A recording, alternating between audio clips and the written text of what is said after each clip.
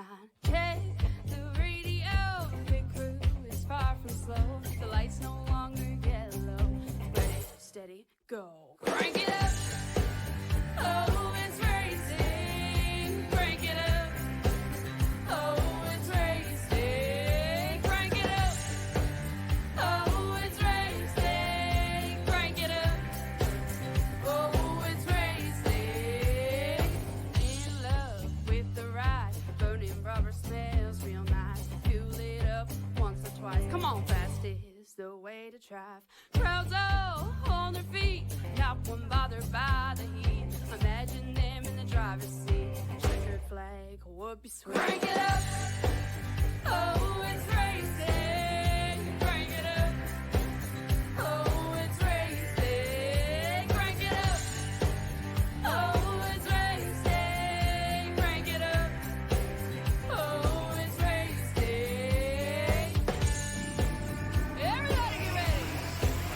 On your feet. Here we go. 3, 2, 1. Crank it up.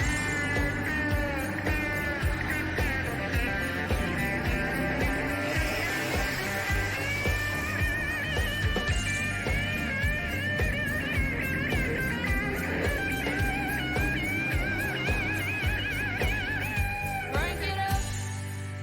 Oh, it's racing. Crank it up. Oh, it's racing. Crank it up. Oh, it's racing. Crank it up. Oh, it's racing. Crank it up. Oh, it's racing. Crank it up. Oh, it's racing. Crank it up. Oh, it's racing. Crank it up. Oh, it's racing. Crank it up.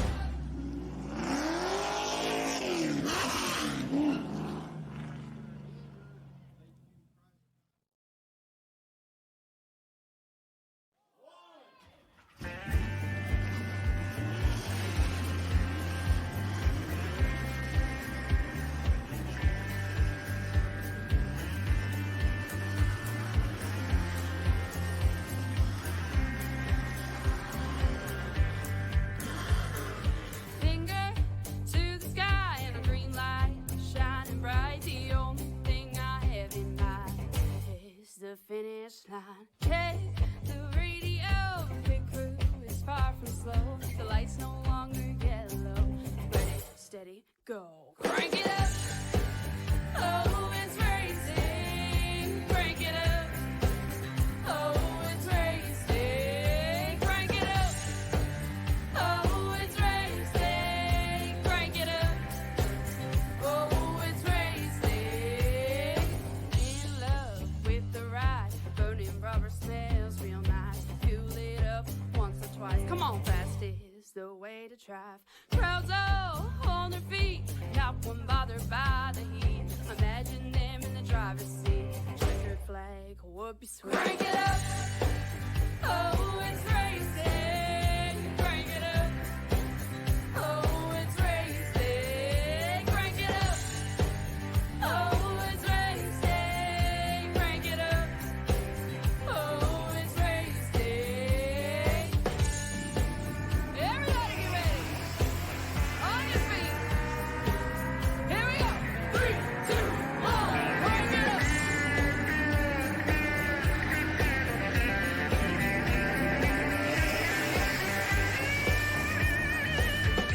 Well, ladies and gentlemen, this one is a hard one for us to call today, but in the lights of everything that's happened in the charity race to present today, ladies and gentlemen, I welcome you to Riley's Race to Recovery. 80 laps to the distance at Talladega Superspeedway with 17 drivers making the call, coming to the show with a good friend and colleague help me out to get through this one and to show our love and support to our dear friend Little Riley. Presented in part by our friends at Lightning Wraps, this is Riley's Race to Recovery here on PTM Racing TV. Hi everyone, I am the Crusader Chris Driver, joining you guys back today here, and Michael Bollinger back with me as well. Michael, Great to hear from you again. Great to see you, sir. This one, obviously, a hard one to get through for many fans and drivers as well, but the community, as big as its family as it could ever be, and truly shows you why the racing community is the best and the strongest it can be in any situation today. And yes, it is.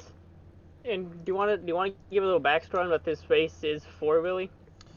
So, real quick before I get into the grading order here today, the backstory for our young little Riley today is when he was in wintertime, he had suffered a concussion, went through a hard little hit that he took while he was sledding, and what happened then is earlier this week, we had found out that he had been brutally hit and taken down by a couple of kids, unfortunately, in school. So today, to help him out from his recovering from his other concussion he had suffered by those two hands of those kids that did this nasty deed. These drivers, these people, these fans and friends become family today, and they all want to race out for little change, but really it's all in the name of giving back to our little friends. So as we get ready to go here, race fans, this is why we're doing this. We're all here for you, Riley. Your grading order today starts with the 21 of Jeffrey Vickery with the 14 of Kerry Brooks on the outside. In row number 2, it'll be the number 4 Logan Key and the 16 of Michael Pratt. Row 3 is the 77 of Bobby Hutchins. The outside in the 41, it is Brian Beeman. In row number 3 will be the number 10 of Eric D. Dodd and the 76 of Mike Rideout. Row 5 is the 2 of Chan Lancaster with the 15, that is Sean Robinson. In row number 5 will be the 61 of Chris Delusher and the 27 of Eric Struple. Row number 7 will be the 17 of Shane Ledoux. The outside in the 8 is Mark Chandler. In row number 7 will be the throttle Chantel Potter on the 5 and the 12 of Ray Radford. Row number 9 to round out your day will be the 3 of Arthur Clements. That will complete your field of drivers today. A who's who of names you've known, you've seen, you understand how they race, you understand who they are. 80 laps to the distance, lap 35 a stage break to give these drivers a bit of a chance to kind of wrap their helmets back on, strap themselves in, and just have a little bit more fun. Many fans come on out today, they're rooting on for not only these drivers, but for our little friend to recover and get well soon. Riley, this one is for you, little buddy. I will send it on down to Michael to start us up. As fans are on their feet, pace cars entering pit lane as these drivers are making their way to the restart zone. Fans are waving these drivers by as we are underway at Talladega.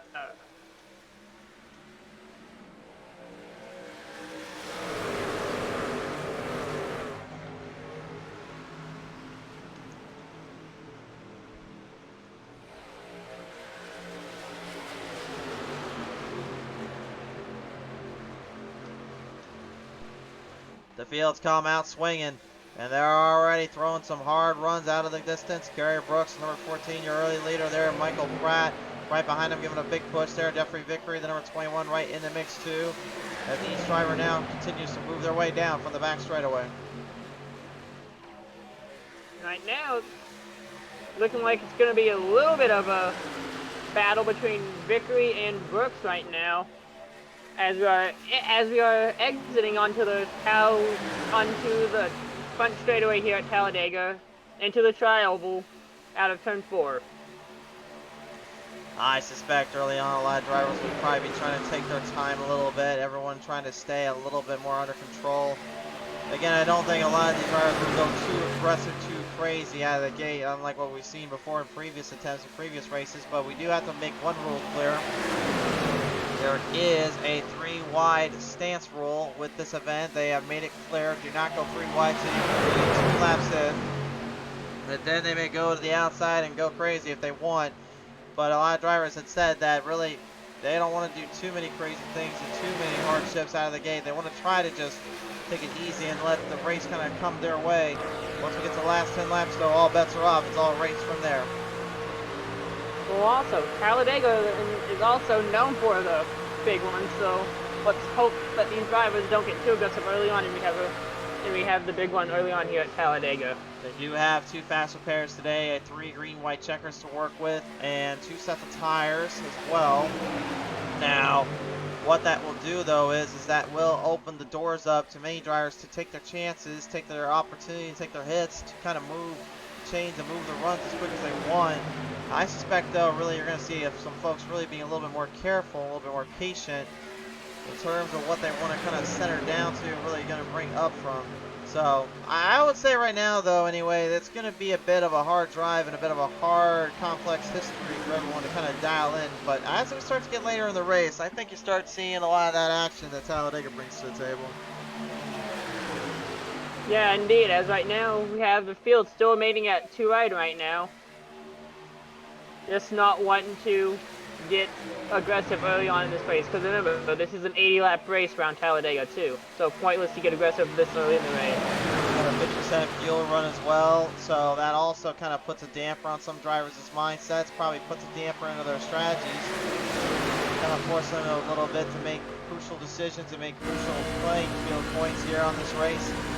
We go on board here with the throttle Chantal Paddle. She's also one of, if not probably the toughest super speedway drivers representing the Six Sigma Sim Racing campaign. And she's got a few of those other guys out there running for the Oval League here. We do appreciate those drivers coming on board, as well as some Pedal Metal Racing League drivers here on the show. And of course, Pitstall Racing Series being represented out there. And I will also give a big shout out as well to Jeff Scott and his Ford Entertainment Group CustomPC.com guys for coming on board and coming out to the race to help support this. So to all those that were able to do it, if I missed any leaks here that we broadcast before and that came out today to race with us, I do apologize. But to those that did find the time and the effort to put in just a few bucks to help out, that I cannot even begin to progress how thankful they are for this show to even go on.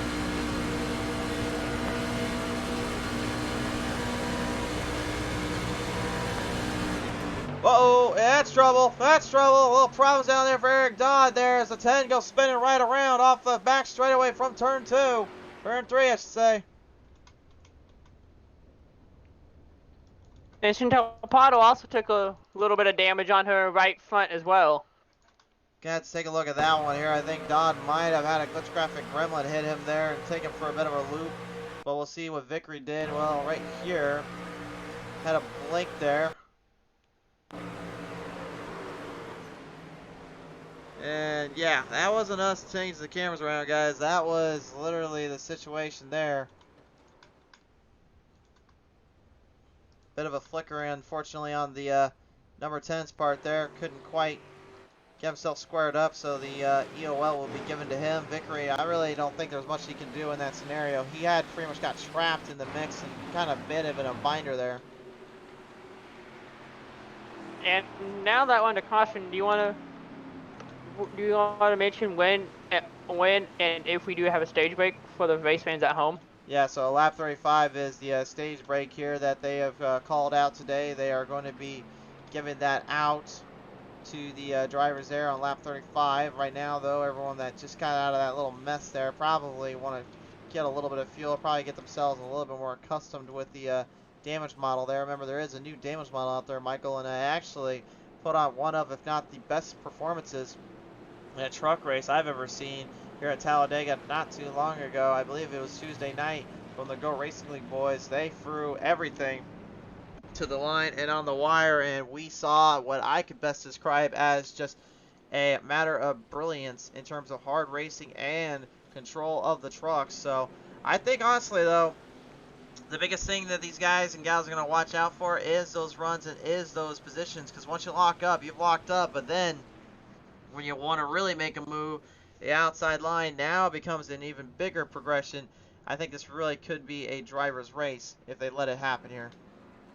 I would say our race that we had here on Sunday on our PTM broadcast for Pedal to the Metal Racing League was also a pretty decent race on how it came down to the exit of 3 and 4 into the trial rule as well. These Talladega races can get crazy, as you heard from from 2 of the races that we had here on Pedal to the Metal on PTM Racing TV. Oh, they absolutely can. I mean, you gotta think for a second, Michael. I mean, we talk about the fun, chaotic atmosphere that a crash can bring from Talladega or Daytona. But I think one thing we really got to kind of think about too is just the overall driving mechanics, the overall driving position everybody has to face. Remember, they're having to try to hold a line off with about 190 plus miles per hour on these trucks. These things usually only break about a $160, $170 on most tracks because they're mostly built for kind of the smaller end tracks to the short tracks, if you will. But when they get it going, I can tell you, it's quite a bit of a show down there when they get a hard racing in between. Indeed it can. Even as a leader, having to be able to block between 2 to 3 lanes as well to keep your lead as well without spinning yourself and the other racers out as well. Jason Henry said, good luck to all the drivers running for this awesome race. Awesome reason to race. He says, hate that I didn't get home time to run with them. Henry, it's alright, bud. We do really appreciate you coming on board and spending a little support. He did also donate to the cause and donate to the drivers, so we thank you and appreciate you for that, good sir. Alright, and as we are still continuing our pace laps after the incident, it is right now currently Kari Brooks and Logan Key, followed by Hitchens, Slusher, and Lanchester, rounding out the top 5. So just to clarify some, it's Kerry Brooks and then Chris Schusler on the 61. By the way, I think I might need to clarify on that. Sorry guys, some new names for me to learn. You're good. Believe me, Chris actually messaged me one day, made sure I got it right, so I'm just letting you know now so he doesn't end up messaging you about that one.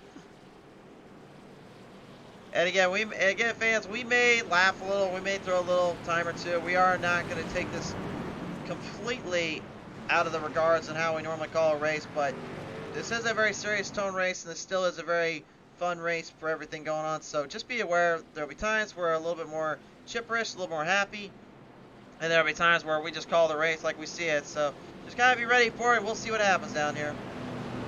Indeed we will, as the lights are off on the pace car. As the field is getting reset, we're getting ready to send them back down into the green. If I go right down, Kerry Brooks again, the driver that's never won here on Pizza Race TV. Certainly, if anything, you would love nothing more than to get a quick change on that and be able to put all his positioning into regards and into his power here. But there's a lot of hard racing that follows with this kind of momentum. Indeed, indeed. As these drivers are exiting the Talladega super stretch into turns 3 and 4, we are ready to go back racing. As the wreck is cleaned up, drivers are back set, fans on their feet yet again, getting ready to lay these trucks back to the green.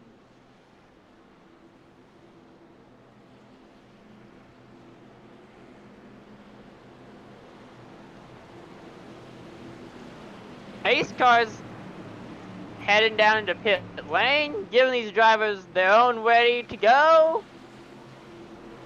Now remember folks, normally we would be under green right now if we were in Daytona, but no, this is Talladega, where the start-finish line is in the tri-oval. I mean, no, restart zone's in the tri-oval. As we are underway yet again at Talladega.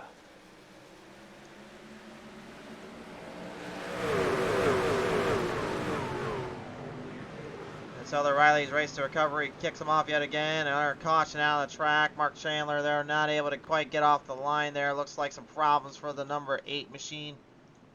I'll have to go take a look at the P-Team Race TV Instant Replay and see exactly what happened there. Looks like he might have got off a bad start there off the line.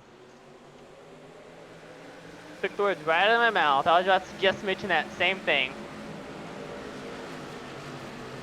Oh, looked like it right up front there. Oh, so... yeah, that's a lot of damage. I think that might have been the 15 of Sean Robinson that got whacked in that little hit, and that little scruffle. Trying to see if we can get a number on that one that happened. Remember, these drivers know they have to kind of take in regard everything going on down there, so... see if we can get a good look here at the initial restart.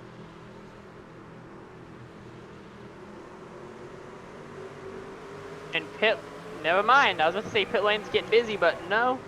the 77 of the 7.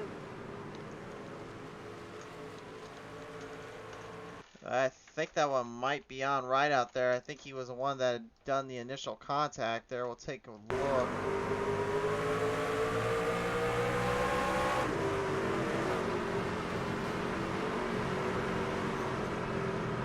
Yeah, it jammed right in there and got into that mess, unfortunately, and I think that will kind of cost Ryan out a little bit there, so you'll have to suffer the fate of an EOL there. Again, it was early, but the damage certainly wasn't retained in that one, so.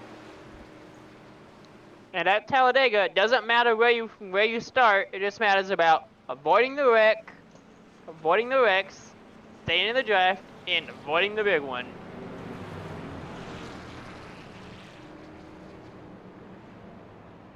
Because the big one can strike anytime, anywhere at Talladega or Daytona.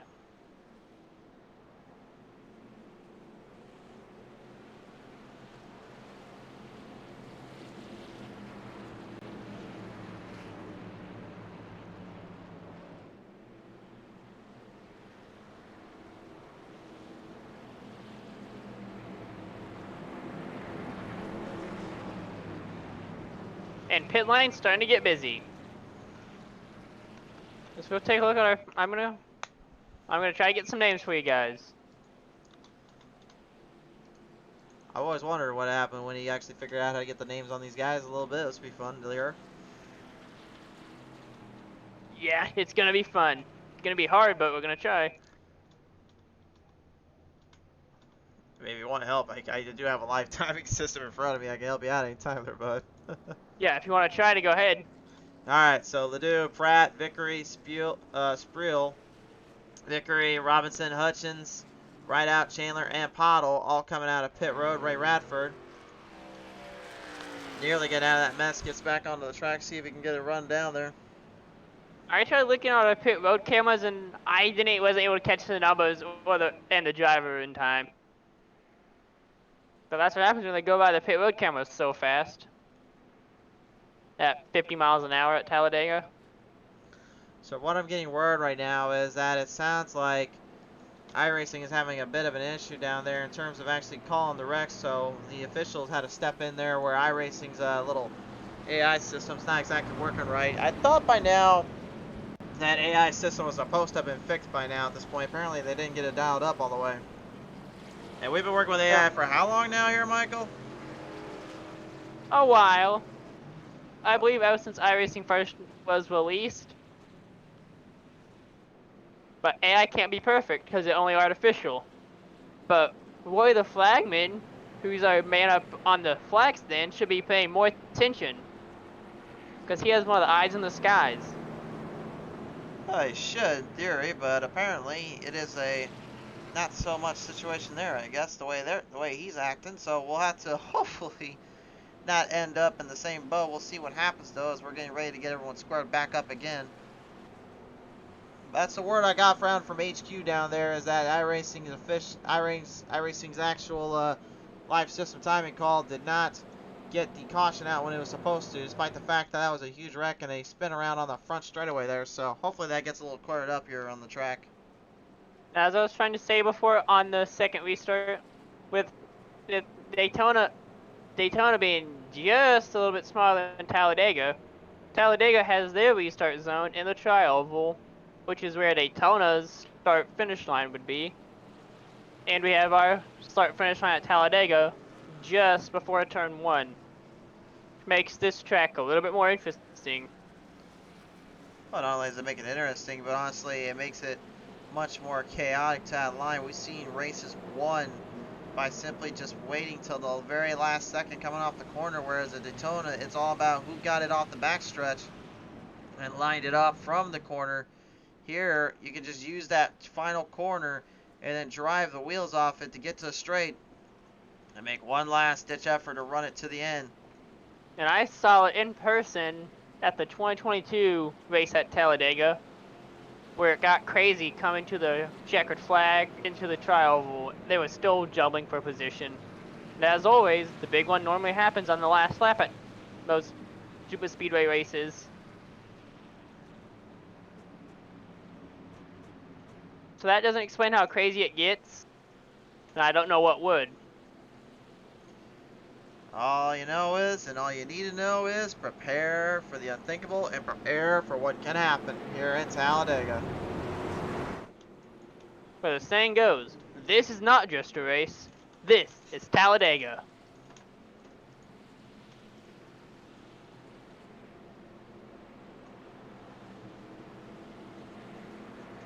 And it's been a little interesting already, wouldn't you think? I would say so. We got 2 cautions out right now. The first one, obviously, for a nasty little wreck down there. The other for just a bad little deal there, unfortunately. And now everybody back in proper working order. I think it's time we get them ready to get back to the green flag restart zone. Indeed it is. Pace car into pit lane. Once again, the fans are on their feet, waving these drivers by as we're entering the tri-oval and entering the Talladega Geico restart zone. As you're back underway. And right away, a good jump from the 14 of Brooks. Well, a lot of problems down there. Arthur Clements not even able to get off the line there. That scattered a lot of the field around, that's for sure. Uh-oh. Indeed it has, because right now it's just the 14, the 4, and the 2, with the 41 all alone right now. I don't know what happened to that 3 of Arthur Clements down there, but that thing did not get off the line, and he did not get anything going for himself. I'm not sure if that was just a mistake in terms of his drive line or what he was up to, but I mean, he could have also been a mishandling of the gears 3 wide there. I'm pretty sure, though, they said no 3 wides out of the first couple laps. I guess at this point the rule kind of went out when they had one driver literally get dead stopped in a problematic zone there. Chantel Pottle's the first to take advantage of the 3 wide. Let's see if she can actually use it to her advantage and utilize it. Let's see if she can get any friends up on the 3rd line with her. I think she actually just kind of backed off from it, knew what the rule was and what was going on, so she just got out of the way and let everyone else kind of race it. Now everyone back in sub-circuit order here. They're just going to get one more lap around, then they can go 3 wide all they want for their cars here, but definitely not what they were expecting or what they were really hoping to kind of do there out of the gate. Definitely a bit of a mess to start. And right now we're having the 2nd line starting to already form up with the 77 and the 77 of Hitchens and the 21 of Jeffrey Vickery. Trying to push away a little. The 77 is actually Hutchings down there, Michael. Hey, thanks for catching that. Yeah, that's alright. I just don't need Hutchins coming at me saying, well, I tell you, what did he call me again? Hitchings? Hutchins, alright, bud. It's all good, buddy. It took me a while to learn the names on our Sunday broadcast anyway, but... And speaking of learning some things too, it looks like Hutchins learning back what happens when you get a little bit aggressive on a track like this. Got a little toe tap there from Logan Key, the number 4.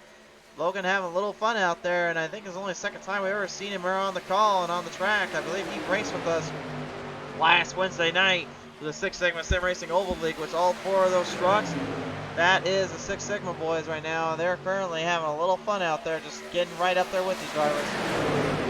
And right now, right behind Vickery, we have Mike Rideout, who's coming back from his early trouble he is involved in. Yeah, he made a big jump around all the mess and everything he had to go through there. Now he's just looking to try and hope for a little bit of a push, a little bit of a gap off of the zone, and then kind of let it sting around. But certainly is a bit of an issue or two in terms of getting the control of it. Uh-oh! Trouble! That's trouble. That's trouble. And we got a caution. And it might have been close to the big one. Now, I was just about to say, too, it looks like this might be a battle of the different racing leagues, too. Well, I can say one thing is for sure, that was a bit of a nasty little ride they suffered through. Let's take a look at the replay, see who started that. From what I saw on the camera, it looked like the 77 thought he was clear and tried to move down, but he wasn't fully clear yet, and he must have got bumped and spun around. Well, there's Vickery there, got it right underneath, and yeah, I mean, Yeah, that's all Hutchins there, guys. I mean, I'm going to agree with what Michael just said there. Hutchins just completely went down in a spot that wasn't open, and now he's going to have to suffer the consequences for that one there. They are told when entering into this race, don't go down on a driver like that and think that if it's unclear, you can just clear that gap. That is not how the rule works, and especially how Talladega works in this case. And well, you guys also got to take in consideration too with sometimes the iRacing spotter clears you, but you're not fully clear yet as well. That's happened to me before, and trust me, I've paid the price a few times. Well, out of the 17 drivers, we lost one already. Mark Chandler is out. Bobby Hutchins, Sean Robinson, both drivers trying to get cleaned up out there. Just a nasty little wreck there, unfortunately. Bobby having to serve the EOL as well, so that will set the drivers back just a little bit here, guys. Well, we'll take a listen, though, to one of our drivers that had tuned in today as well here. They are taking their time to come out today. Ladies and gentlemen, Eddie Spriel here on the call here. Eddie, thanks so much for coming on board here to the show and for coming out today. How's things been so far in that number 27 down there? It's been running pretty good so far. We're trying to get up there to the front. So as you were going into 3 and 4 on this most recent caution, what were you seeing through your helmet as this was unfolding? A lot of trouble. So I was trying to hold up, and I seen them going down, so I just stayed high, and I just made it through. For sure there. Well, Eddie, we do appreciate coming on board here. Best of luck as you kind of get ready to finish this one out a bit, buddy. I appreciate it, bud. Hey, Spriel there, ladies and gentlemen, on the line. We'll talk to the throttle Chantel Pottle in just a second here as she's getting squared up out onto the track. Could be interesting to hear her thoughts, her train of thought here. Again, a super speedway gal in her own right. She knows a thing or two on how to take it down with these drivers, so just give her And one. your third place finisher from Sunday as well. Yeah, I forgot all about that. Third place there, and that was at Talladega too, wasn't it? I believe it was. Yes, it was. All right. Well, at least you know more than I do, buddy. All right. Well, let's hear from the throttle Chantel Pottle now. As Chantel currently 10 spots up, having to charge a lot harder than most are coming from. But how tough has it been just to kind of stay out of trouble here? A nice bit of trouble actually, because some of these drivers I don't normally race with, so don't really know what they're up to. So how are you feeling right now after your third place on Sunday and where you're running right now? What do you think your chances are of maybe hopefully coming with the win this week? I'm not sure. I'm missing my buddy Khan, so we'll see what I can do by myself. For sure there. All right. Well, nevertheless, Chantel, we do appreciate our time down there. Thanks. Now, the reason she was saying that was because Robert Kahn and her have kind of got this draft pact, if you will, that I don't think anyone else really can even touch in some races sometimes. They have just this perfection of power, control, and speed to be used up here, Michael. And right now, I think, honestly, she's kind of a bit out of her element, having to try to find a friend that can help push her around and hold that line down. She learned all her drafting skills and her pushing mobility back from the NASCAR Heat days. Well, I think she could also try to be friends with our other friend from our Sunday League Pedal to the Metal Racing League, Mike Rideout. Let's hope that they can make friends tonight and for them both have a shot at first and second. It's a good idea and a good strategy point, but I think the biggest problem right now for her and him is that both drivers kind of had a little bit of a different thought process in how they push and how they come to shove. So, but it could work out as long as they're willing to kind of coexist and use that tempo, use that speed to see where they can bring it from the hits there. And with lights off on the pace car, it's going to be Dodd, Vickery on the front row. Brooks, Key, Pottle to round out your top 5.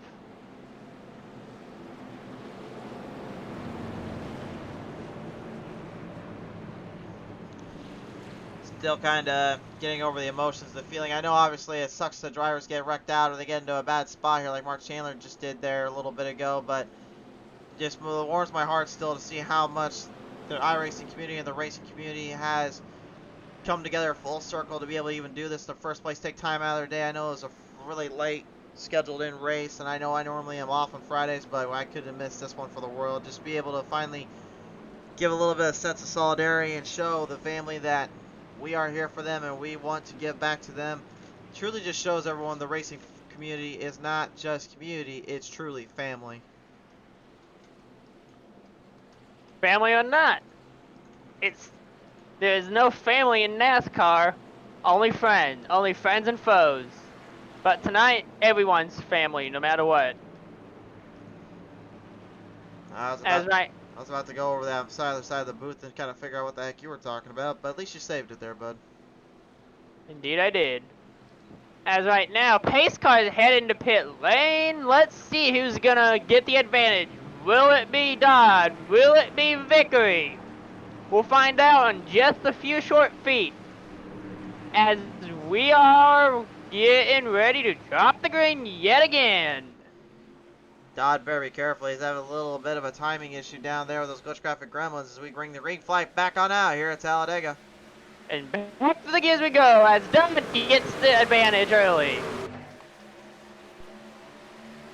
And Vickery's seeing the gap right behind him, and he takes the lead, and he slips into the gap. Let's see what these two can do. Remember, lap 35 is the stage break, and it looks like Bobby Hutchins looking to try to get back at a lot of drivers immediately. I am kind of honestly surprised how many aggressive drivers are going to push it this early in this race. So am I. But good awareness of the driving by all these drivers right here.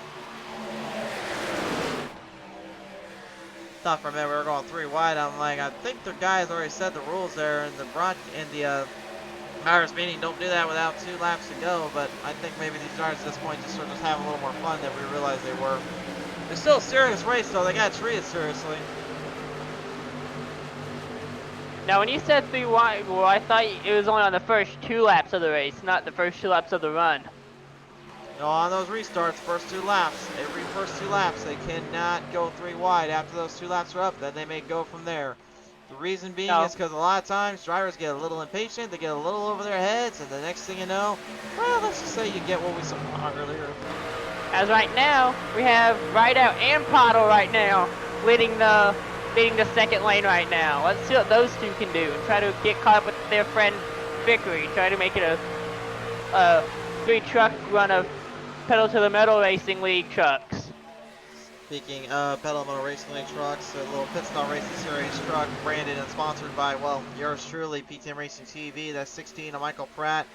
Now the deal with that is that Pratt got to be one of our sponsored drivers. We have donated some money into this race to help out the funds and help out the family, so we are kind of giving back to them. And speaking of giving back to them a little bit, looks like Rideout going to get a little back some for trying to take it up to the line. 3 wide off the gap, and he's in trouble. Kind of stretched in between. Vickery now swinging it right in the middle. Big jump. Now Rideout trying to push him. What a great race we're seeing right now. Different racing league drivers working together and everything. That's what it looks right now. But right now, we have Chantel Pottle, the Throttle, leading this race right now. And if you're wondering about the confusion on whose number is who I was just looking at a minute ago was Shane Ledoux, and then that actual 21 is Jeffrey Vickery there. He's the one that is in the second spot, so just to add to the clarification there, guys. But we have Vickery and Rideout pushing on leading the second lane right now and battling for the lead. Battling for the lead, trying to get every kind of grip they can get going off the game plans here. Strategize above all else. No one's safe at this moment. And the push comes to shove. Now the runs become even more aggressive. But remember, they do have a lap 35 stage break, so that will help out a bit. But man, there is some serious craziness mixed in. And now we have Vickery taking the lead away from the Throttle, Chantel Pottle. But Chantel Pottle says, no, I want my lead back. But she doesn't get the help she needs on the high line, and she drops down a spot. Probably trying to be a little bit more clever and use the dirty airflow to kind of keep everyone back, and then try to get the side draft to use up on that 21. As now we go the outside, Mike Rideout. Push comes to shove. Michael Pratt there on the bottom with the 5 right now. Both drivers having a bit of history back from the Pit Stop Race Series as well as the Pit Stop Monday Night Series, which you'll see Tuesday night's edition. here on the show. Can't wait to show you guys that when the time comes. But right now, of course, the Riley's Race to Recovery showing some promise and showing some absolute heaters as these guys and gals continue to go at it one-on-one. Right now, it's getting to be a battle between the Chevys and the Fords. Yeah, Chevys and Fords, but a lot of Toyotas kind of in the mid-pack to the bottom range. A lot of them, I believe, right now just probably being a little bit more patient, a little bit more obscured. I believe we have lost Chandler and Bobby Hutchins here, unfortunately, so those drivers are out of this event here. Chandler, too much blown motors and engine parts. Bobby Hutchins, I think, the same deal. Unfortunately, due to his move, he maneuvered down off of turn 1 and 2 earlier, so I think that really kind of sets everyone else apart in this one. And right now we do have Chantel Pottle cycling back up to the lead with Pratt right behind her. But we do have Vickery and Rideout still trying to work together to try to get try to run 1, 2, and hopefully try to get Pottle behind them as well.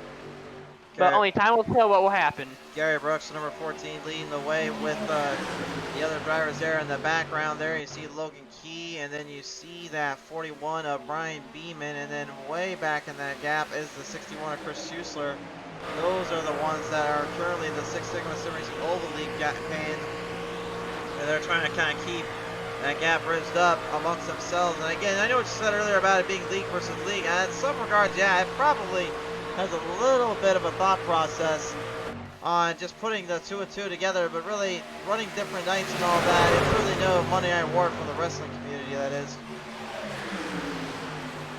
Well, only time will tell what will happen, and if it does, will unlikely turn into a league versus league. But right now, still, we've had a few bad incidents on the starts, but now we're starting to get our longest run of the night so far. As we haven't had much three-wide action just yet. I think a lot of it's just due to the fact that you saw what they did earlier and just getting way too aggressive, way too quickly, get a little bit too over their heads. And now all of a sudden, it's like we gotta slow this down a bit and kind of pick up the pace wherever they need to and let it go from there. Well, the only downside for Pottle and Vickery right now is that they're using more fuel than Pratt and Rideout right now. Of course, with these drivers that are leading the lines, they have their throttle wide open while Pratt and Rideout have theirs at half-cracked throttle.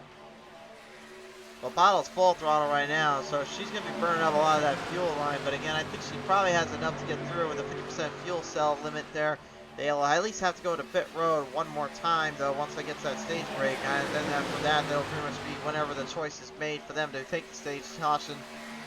With lap 35 rolling up quickly here, I think they really could set a few drivers off, really put them in a bit of a bad spot. I am curious to know, though, if Arthur Clements in that 3 and that 10 of Eric H. Dodd, when they get trapped up in lap traffic or they get caught up there, how are they going to be able to handle the situation spewing on them? Because they're going to have to be very careful when things get a little bit wild here. And things should be getting wild pretty soon, as right now we have Vickery and Rideout trying to make a push for the front right now. But Pottle and Pratt are making it difficult for them to try to get there.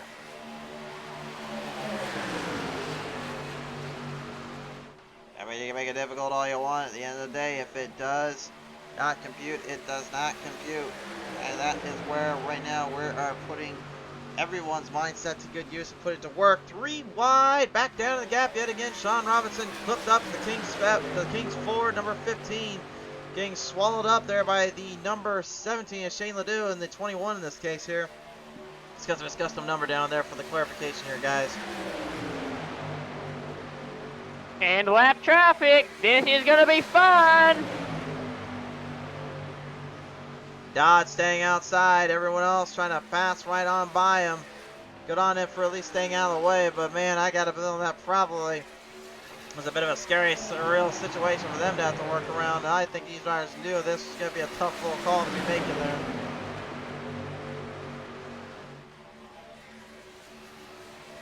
And it looks like we have Pottle and Pratt starting to pull away a little bit from Vickery and Rideout in these straightaways, but in the turns, Rideout and Vickery do catch up a little on Pottle and Pratt. Looked like Pratt actually was pushing it so hard and aggressively there on that first straightaway. It looked like Chantel was getting extremely loose and cockeyed there. I'm surprised she actually hanged on to the line when she did there.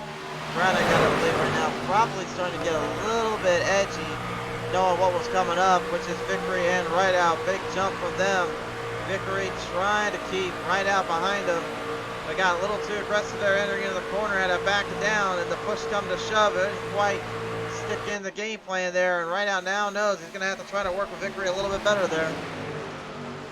Well, also, I think Pottle, with Pottle's friend, the rattlesnake Khan, being able to teach, with her knowing how to draft real good from him, that's probably why she's able to keep control and she gets loose because of the hard pushes by Pratt. Oh man, Rideout there getting a little love tap from Robinson. Robinson just kind of closing in a little bit, and Rideout having to get out of the gas, straighten her back up. Didn't quite get taken out there with Vickery in mind as well. Robinson and them staying in control, but that was a very surreal situation that could have happened there.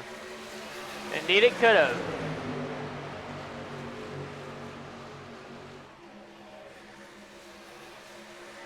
I'm going to be interested to see when we're going to have the 16 of Pratt make his move. I'd say right about now he's probably just taking his time, maybe being a little bit patient. Remember, he did get a little bit of a sponsorship deal from us, so I think honestly he probably doesn't want to destroy the truck too soon. At least I hope not. That thing was not cheap to pay for, I tell you that much. Tell me about it. Because on another league I'm in, yours truly isn't. My team has damaged the trucks every week, and I'm not happy about it. I know how expensive these trucks can get. Yeah, but at least you got some big sponsor corporation to help you out with that energy drink. And the only thing I got is really just my name and then my space value with these broadcasts. That's about all I got to my name.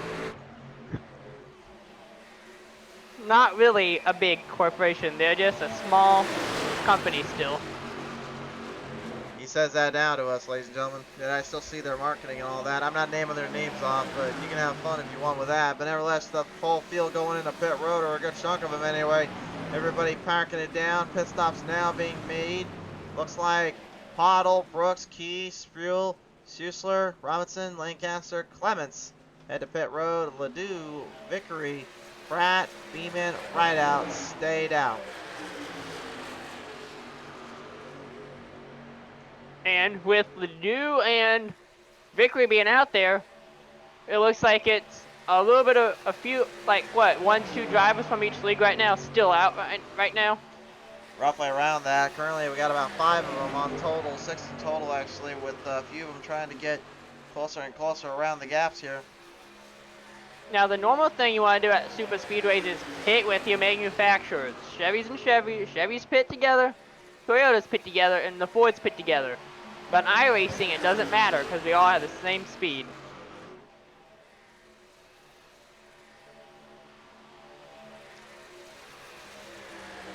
Well, there's one more lap left to go here as the field comes out from pit road. Those that went in from the draft pack will now have to get themselves quickly ahead before these heavy hitters come running towards them. Now remember, these drivers will get a chance to get the lap back and all that from the pit stops everyone else makes as well as their own. So, just being a big track like Talladega, I think they'll be okay to make some very just crucial decisions. Well, they should be getting their lap back anyway once we go into caution on the stage break because Ledoux, Vickery, and Pratt are still going to need a pit.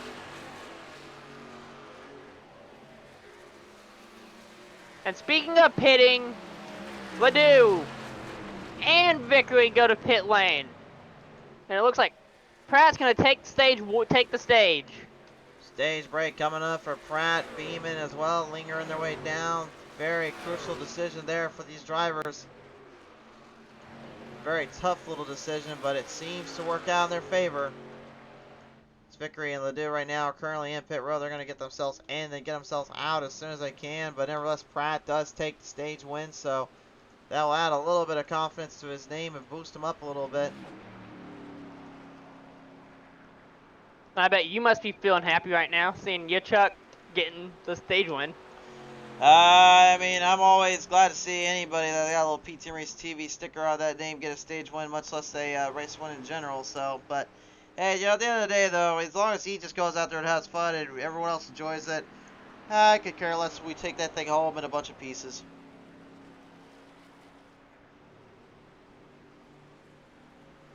Hey, I'm just being honest down there. Well, anyway, and now Pat's hitting pit lane, as he had to flat spot his tires almost just to get in, without speeding. Maybe I might want to explain to the fans at home what a flat spot on the tires means exactly. Means if you're going so fast and you need a brake and you're not gonna brake in time, you slam on your brake and you just slide and your tires will just lock up and they'll slide across, and that basically be flat spot on your tires after locking up your brakes in your car where you can't turn really.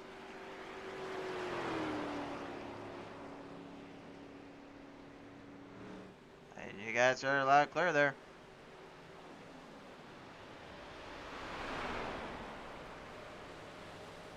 And with and with Pratt going in, that should conclude the last round of pit stops, shouldn't it? Now they'll have to at least get one more in, because again, that 50% fuel is only going to give them about roughly 20 or so laps in total. Even if you saved it, it's still not quite going to give you that much there. What I meant by that was the last round of pit stops for this first pit stop of the night for everybody. They were pit stopping in there a little bit too earlier on, actually, so. All comes down to strategy at this point now.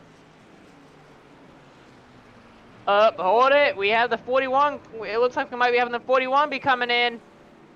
Yeah, he's going in, and it looks like also he might be carrying some weight with him. Looks like Kerry Brooks will be joining him down there. Oh, gives him a little Same with Rideout and Poddle. They're coming in as well.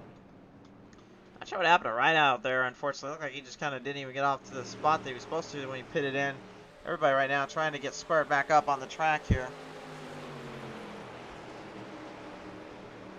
We're trying to get squared back up. People making final pit stops to maybe top off on fuel. What it looks like some of these drivers might be doing. Why don't we take a look again on what happened to Rideout coming into pit lane here, if we have the time.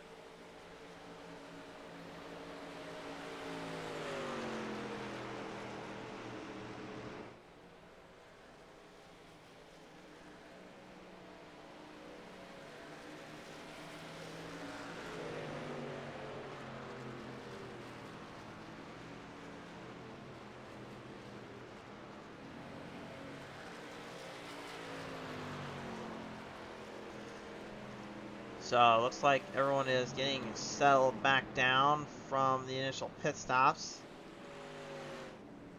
It looks like Chad Lancaster is the one I'm registering right now as your race leader.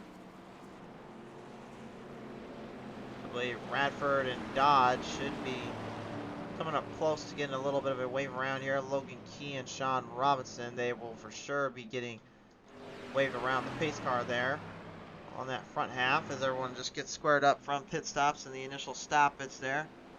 That's one thing that's tough about these kind of races here too, is just when you're having to go such a distance, such a line, then all of a sudden everything just gets stopped dead in its tracks. I know obviously it helps out for races like this where our strategy doesn't quite fully connect to it, commend it, but I would say for also momentous occasions it really can be a bit difficult to kind of work from there. Indeed it can. But all that matters is keeping your car clean and avoiding the wrecks.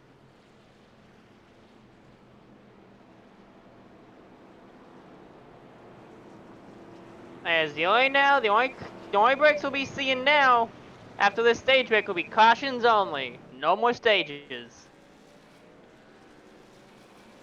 No more stages, no more giving anything up. It's all about who makes the decision, who makes the mistake, and who messes themselves out in this tight-ended kind of race. It looks like we have Lancaster and Brooks side by side. Brayman followed by Brayman, Pottle, and Rideout. Some drivers like Vickery still not out on the track yet. They're currently trying to hurry up. Caution lights are back on. They want to try to get everyone situated here. Looks like Pratt's just now getting out as well. They got to get everyone settled onto the track here. Remember, they cannot let that mentally and vacationally destroy them here. They just got to be cool, calm, and collective and make it from there. Which means we'll be going green, not this time by, but next time by, as we have the caution extended by a lap and a half. So it looks like Radford going to get his lap back. Eric H. Dodd currently going to be looking to get his lap back too. And then from there, we should be good.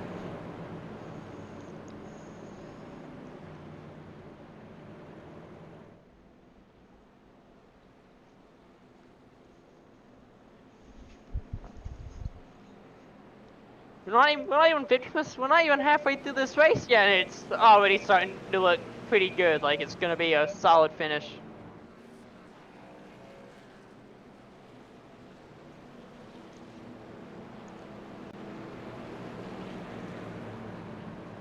Well, I do think once we start getting this race kind of started back up again, I think you really will see a whole lot of hard charging, a whole lot of hard racing mixed in.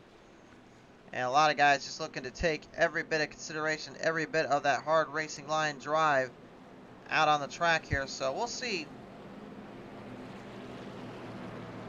We will see indeed.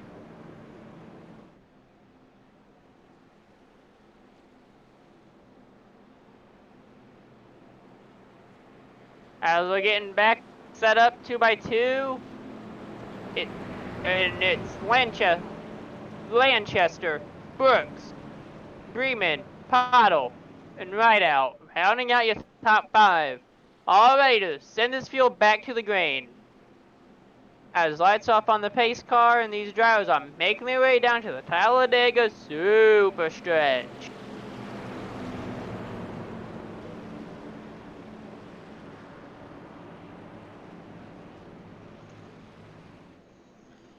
Man, what goes through these guys' mind now, knowing this is the big leg, the big tough drive now. You got all drivers right now just looking on, questioning their momentum, questioning their target, looking for anything they can to kind of stick with it here. They will have to go to pit road at least one more time before this night is over with.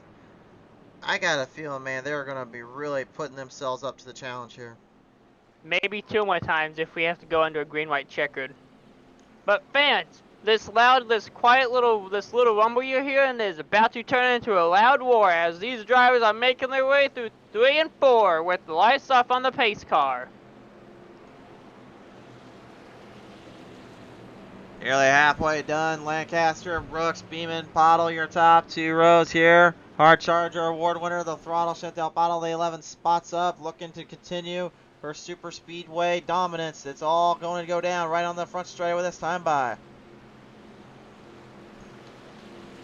With pace car down pit lane, fans back on their feet, waving these drivers by yet again. As we are pulling into the restart zone. And we are racing yet again at Talladega. The Riley's Recovery Charity Race. For a chance, it's Pottle pushing Brooks out to the early lead here. Into 1 and 2.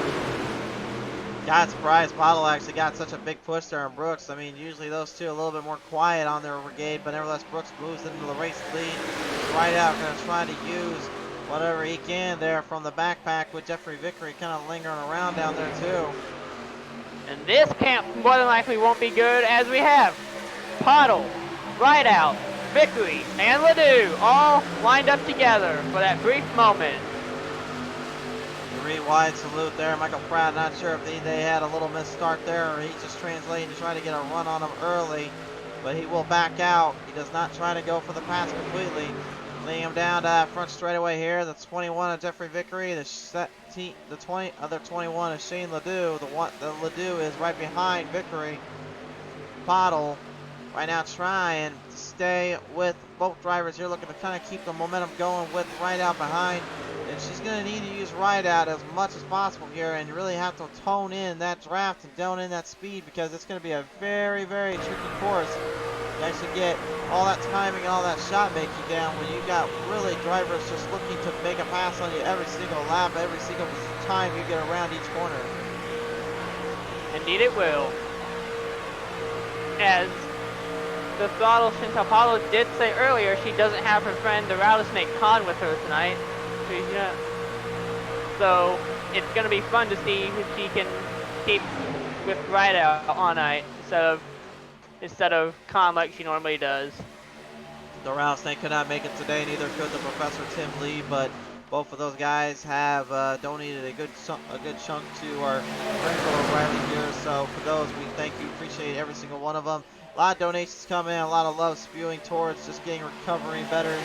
Again, our little friend Riley, the reason why we have this called Riley's Race to Recovery, he has unfortunately suffered a concussion last winter that nearly looked like it was fully healed, but as we got out of school time and all that, it was told to me, and what I was understanding of, is that two younger kids just about the same age as him, unfortunately had done some hits and some slaps on top of his head and around his face there, causing this other concussion to pop back up. So we unfortunately have the family struggling with the doctor's appointments, the bills, and everything coming into play. So they asked us, can you help us out? Can you get a little bit of love to this family?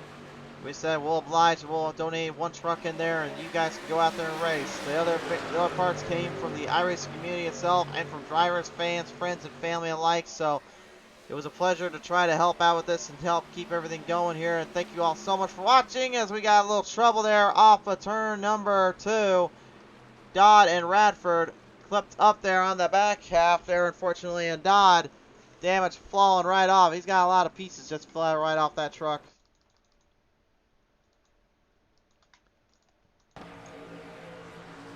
Now, why don't we go take another look at it here on the PTM Instant Replay. Well, the 3 of Arthur Clements initially got into the back of Logan Key, but from there, I'm not totally sure if the 10 went right up in there at him or what happened, but it's kind of a tricky call to call there, honestly, because it really kind of hindered on who started what and who started where. Well, by looking at our onboard camera by Radford, looks like the 10 might have gotten a little loose. So yeah, he split up the track. The 10 split up the track and collected a few of the drivers here tonight. Taking one last look at it here. Yep, right there. I would say, honestly, Clements was the one that kind of initiated that by getting into that first contact point and then starting the situation that kind of happened from there. So I think the officials and myself will kind of agree that 3 has got to take the UL for that one. Initial contact and then kind of came down a little bit on that 10. I think that's going to really result in the favor position here. So Like I said, I only went off from what I saw on the in-car cameras. Right now, it's Paddle, Rideout, Vickery, and the 14 of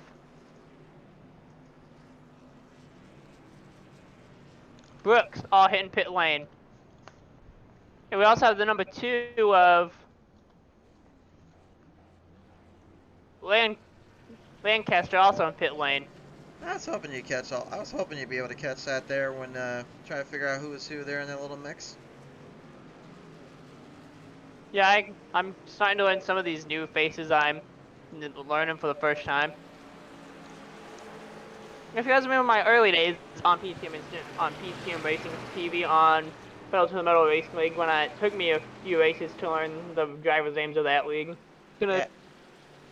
Yeah, I had to kind of nudge you around a little bit to make sure you were kind of understanding everything there from then and there. So I caught on pretty fast. Catching on some of these drivers' names pretty fast too.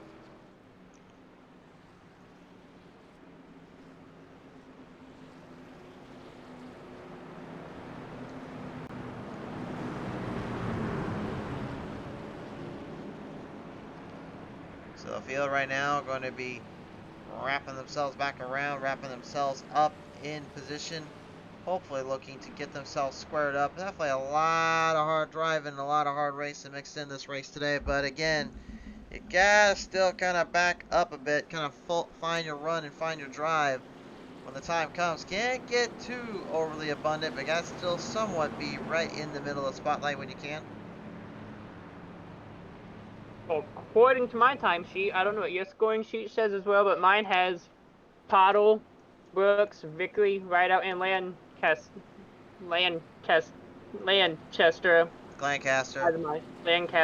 my top 5. I did it again. I'm prone to doing that sometimes too. I think you'll understand. I think you're okay, buddy. But what's your timesheet have right now?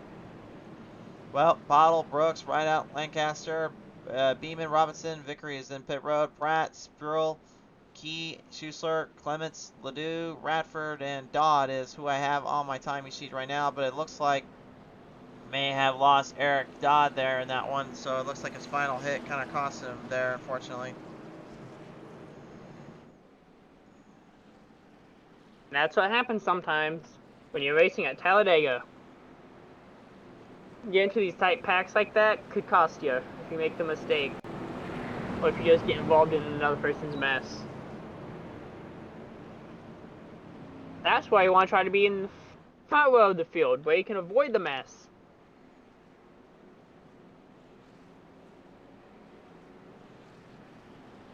But lights off on the pace car.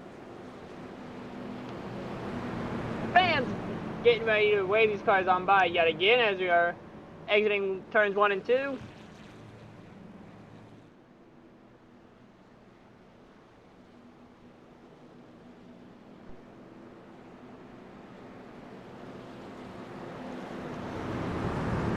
these Right are. now, go ahead. I was gonna say, I think these drivers right now probably, now that we've kind of unfortunately had some of the bad situations come in, I think right now at this point it's all about just driving to survive, knowing the limits and knowing the progression they've gone through today. I mean, it's a long race, obviously. Usually they're used to like 60 laps or all that, but the thing is that it was originally they wanted to go. Originally, Riley was the one that chose the laps and said he wanted 99. They kind of told him it's a little bit much for these guys, so he's like, "What's the other number did you want?" He said 80.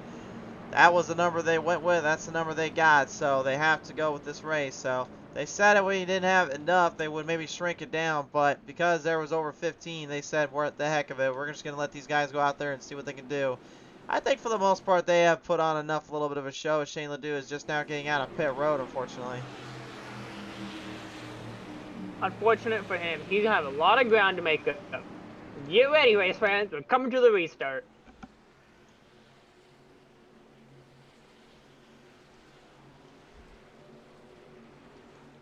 As back to the gears we go, yet again, as we're pushing those pedals back down to the metal.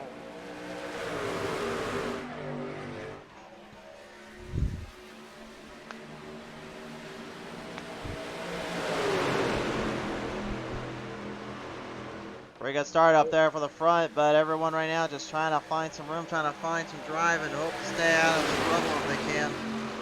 I was just about to say, a little bit of contact between the number 2 and Rideout right now. Lancaster and Rideout right now. As we went into turn 1 and 2, but Pottle and Rideout starting to pull away a little bit as we go into turns 3 and 4. We have the 41 of Bremen pushing them with the 16 of Pratt also. But Bremen decided to join his friends on the high line. Might be trying to find a different leg up out there. As we're starting to see a little bit of 3 wide right now. Into 1 and 2. Not quite 3 wide just yet there. Robinson is kind of staying a little bit more towards the gap zone. 27 right behind of Eddie Spruill, trying to keep away from the left rear corner panel. Doesn't want to left hook him. It's the last thing you want to do in any race, but a right hook especially, they usually end up landing in a suspension these days. Indeed, indeed. Right now it looks like we have Otto right now, the class of the field, teaching these guys how to race at Talladega. With right out going for the ride. Well, you know, he says he rides it out once in a while, so I guess that is his nickname, if you will.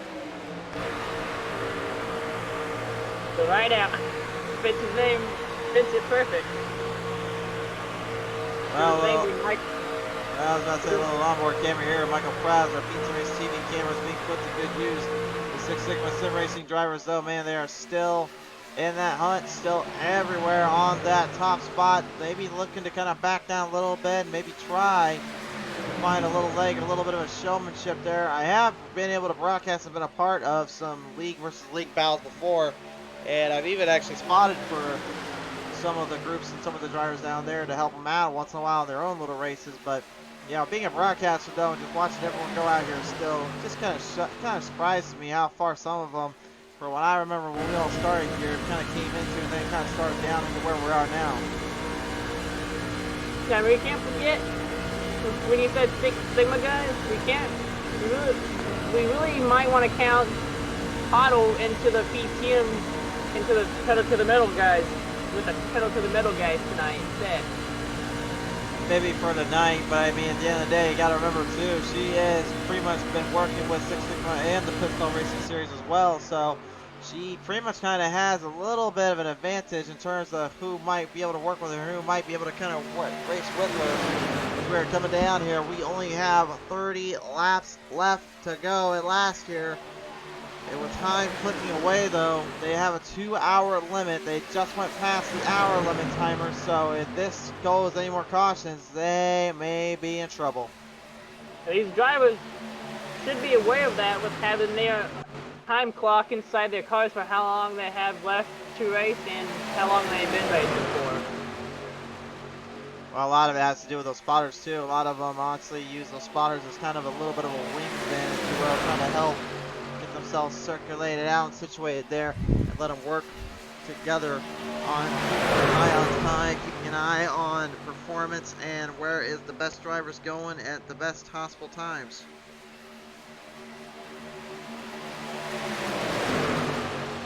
I don't know about you, but I think this might be a good time for a pedal to the metal moment.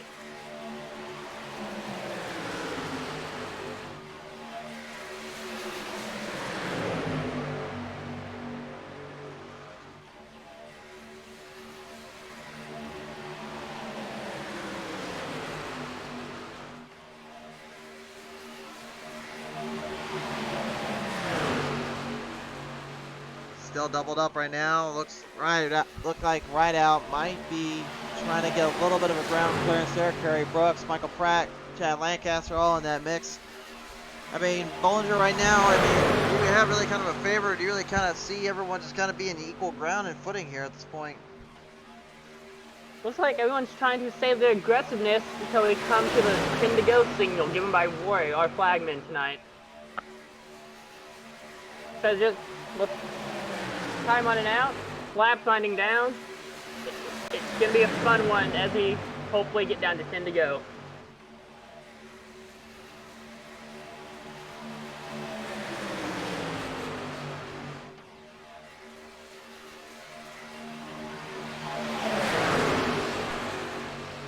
Right now, we got a good battle between Potto and Bremen right now. Bremen.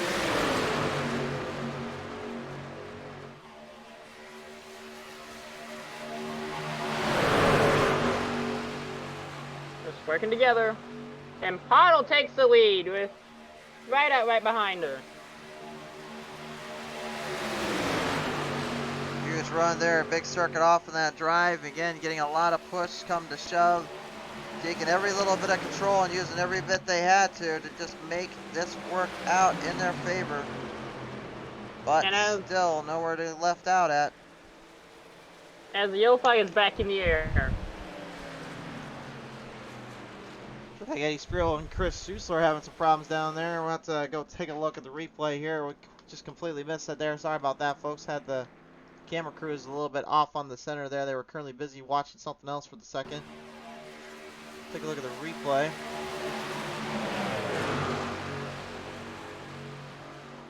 And, oh, yeah, that 4 definitely took 27 for a bit of a ride. Now, question is, did the 4 trap him, or did he get kind of caught off guard there? We're gonna have to take a little bit of a closer look at that. Logan Key was the one that got 27 of Spreel there.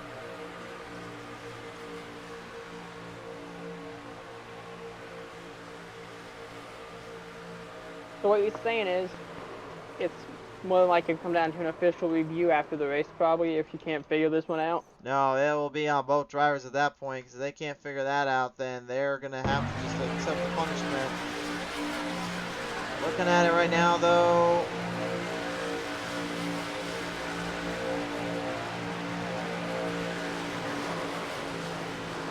Yeah, the way it looks to me, it looks like it's on the 4. The 4 did slightly come down and end up taking the hit there, so that is the way they will rule it there.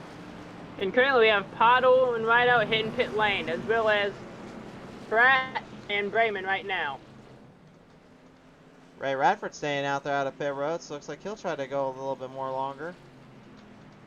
Looks like right now they're just trying to top off on fuel and try to save their tires till the end if they need them. That'd be my strategy. Forget about the tires. Just get the fuel and get yourself in and out of there. I mean, for the 4, I mean, you might as well take all tires and just get the fuel. But for anyone that's not him, I'd say just really just do whatever you can at this point. There's not much you can really get out of this race other than that. 26 laps now marked down. We'll have about 24 to 23 laps remaining when we get it back to the green. Radford and them all deciding to take a very keen, instinct, clean approach on this one.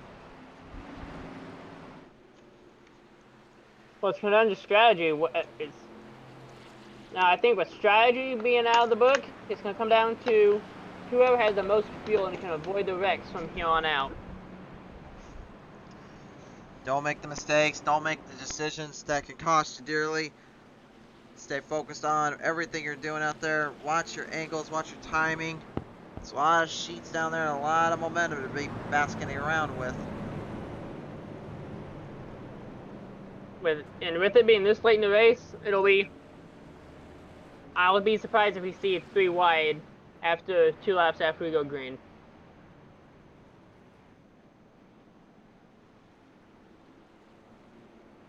Right now we have Radford right now, either trying to get his lap back or trying to use everyone pitting to his advantage to try to lead for a little bit.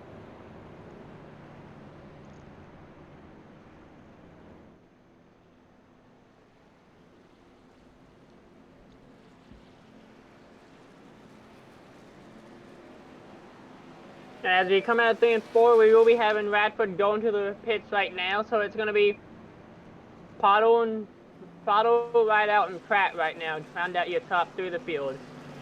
Brayman and Vickery rounding out your top 5. I think we should be getting ready to go double back in this time around, and we'll see what happens.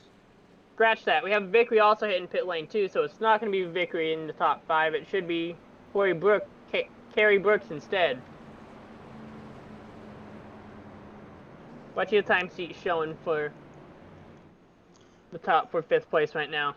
Right now, currently, it is Pottle, Rideout, Pratt, Beeman, and I believe registering that in. Yeah, they're going Brooks on that right at the moment. So our time sheets are score the same then.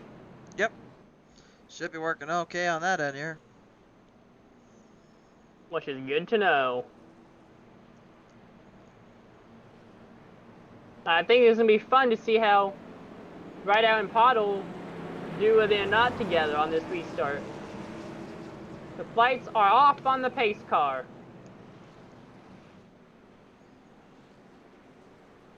Time to get back 2x2 formation.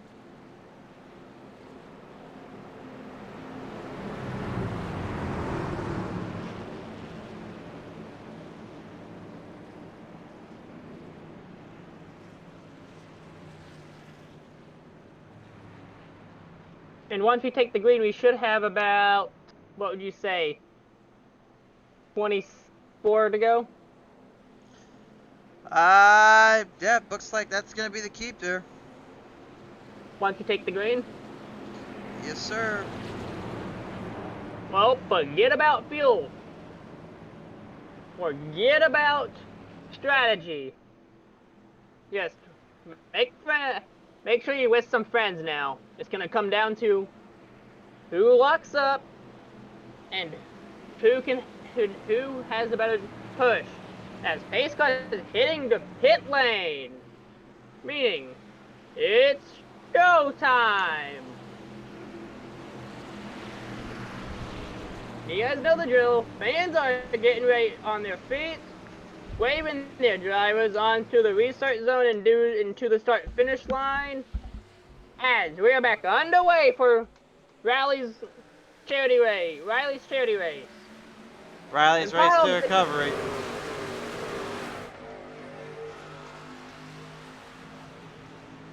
Good catch there, thank you. It's in the namesake. Just gotta make sure we get that cleared up. I was sure bound to catch it eventually. Well, speaking of catching eventually, I'm not sure who's going to catch that throttle synth bottle the way she's driving here at this point. Just keeping a good focus, good tenacity here.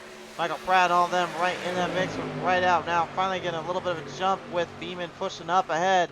Every driver for themselves right now, looking to gather any kind of distance, any kind of controls. Everyone wants to try to make it to the top line, but they are all trapped with what they've got in store here.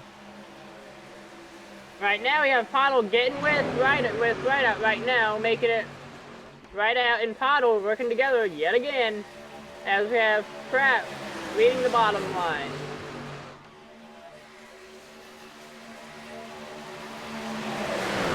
And Pottle and Rideout throw the block on Pratt. Pratt got kind of trapped in there and looked like Rideout actually kind of squeezed in a gap, maybe a little bit too close even for his own good.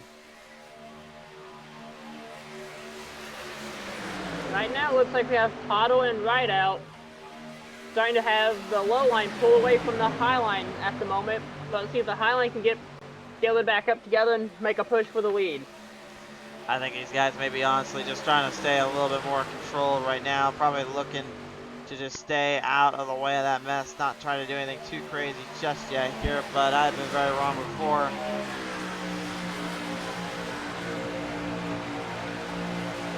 At this point, by these drivers, I would just try to hold off until we get the 5 to go. Then I'll start being aggressive. But we'll let these drivers race the race. We'll just call it as we see it.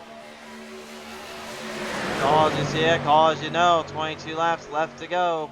Bottle right now leading it right out, and Pratt top 3, but Beeman starting to beam the speeds and be the bean machine and get them going a little bit, but he is still a lot of ground off from taking control. He knows there's a lot of drivers looking to try to make it or break it here. It's gonna be a fun one. Certainly will indeed. Last minute rallies, last minute charges. Some guys in the back right now. On to see that 4. But Logan Keat making a bit of a 3 wide salute from Arthur Clements in number 3. Clements having all sorts of issues right now. Just trying to stay relatively on the clear side. Thanks to Nate Sprill, much of the same vein. And we have a little bit of 3-wide action with Vickery joining the 3-wide action now. And the dude's looking like he's trying to join the 3-wide action as well to try to get a push on the 3rd line now.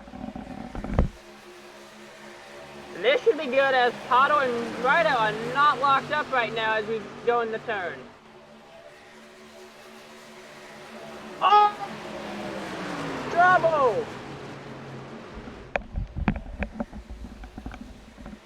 That looks like that could have been the big one.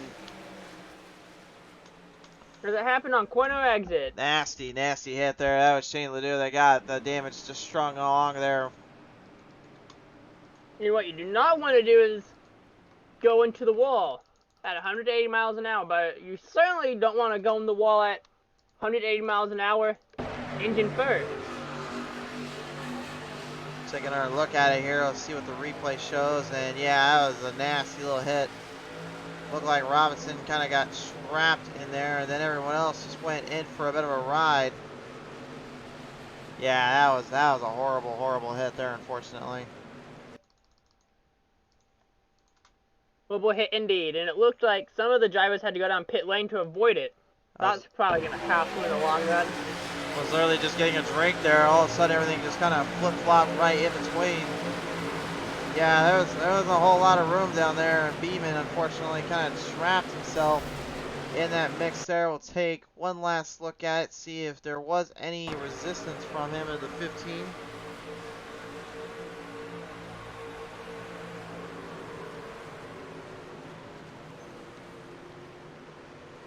Yeah, kind of hard to tell on that one, honestly.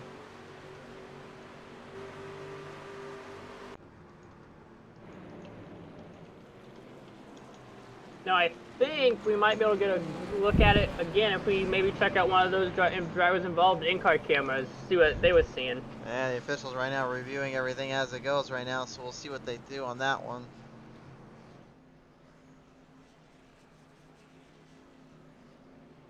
Now we have Chantal Pato hitting the pit lane with Rideout and Pratt with her. Vickery also hitting pit lane. And Pato is in, and she looks like she might have won the race off pit road. As Key is the only one that has stayed out, and he will take the lead.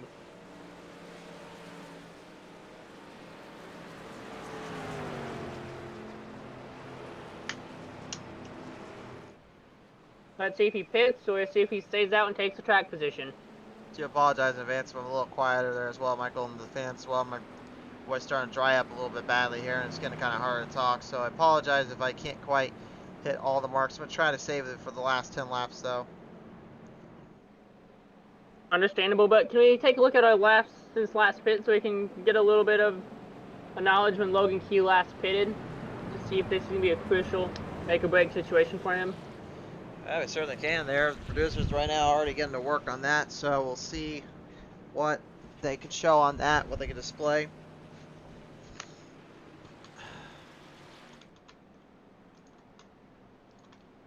So Logan Key, his last pit stop was for about 2 laps, for only about 6, 7 laps ago. So right now, he had gone into pit road on lap number 54. So yeah, about 6 laps in with left to go for him as everyone else went in there. So 7 total, I should say, not 6. Pardon my numbers counting there. I can't really talk today. So at this point, would you think strategy is still a factor in this race right now, or is it just a race you survive now at this point? I think honestly, if you can save your fuel just long enough, you can stay up front for a bit. But I think eventually you're gonna have to go into pit road. Even Clements is now going in, so maybe he's seeing that kind of happen too. But Logan Key, he has a chance, but it's a very wide open shot on that. You're gonna have to really be careful, and then have to try to narrow it down a bit. The gap's gonna be so great here. It's gonna be very difficult to really keep in touch here. Well, this is Talladega. You've seen it all. I've seen it all. Drivers gambling on the restarts, and it paid off for one of the drivers as well. That I witnessed, too. But it's super speedway racing. You're there to race. Take the track position when you get it, because track position's hard to come by. That track position's hard to come by any track you go onto. When you put it into a plate track like this, I mean, all of a sudden now, you demonetize that speed, demonetize that run, forces everybody to really make very, very critical decisions more than ever before. Which can be difficult as it gets time for racing. With lights off on the pace car, field getting ready in the 2x2, as it's Key, Pato, Rideout, Pratt, Vickery, rounding out your top 5. Let's see if on this restart, Pato and Rideout can get linked back up together, or if she's going to be stuck high and dry with Key on it. I mean, not Key, but Pratt on this restart.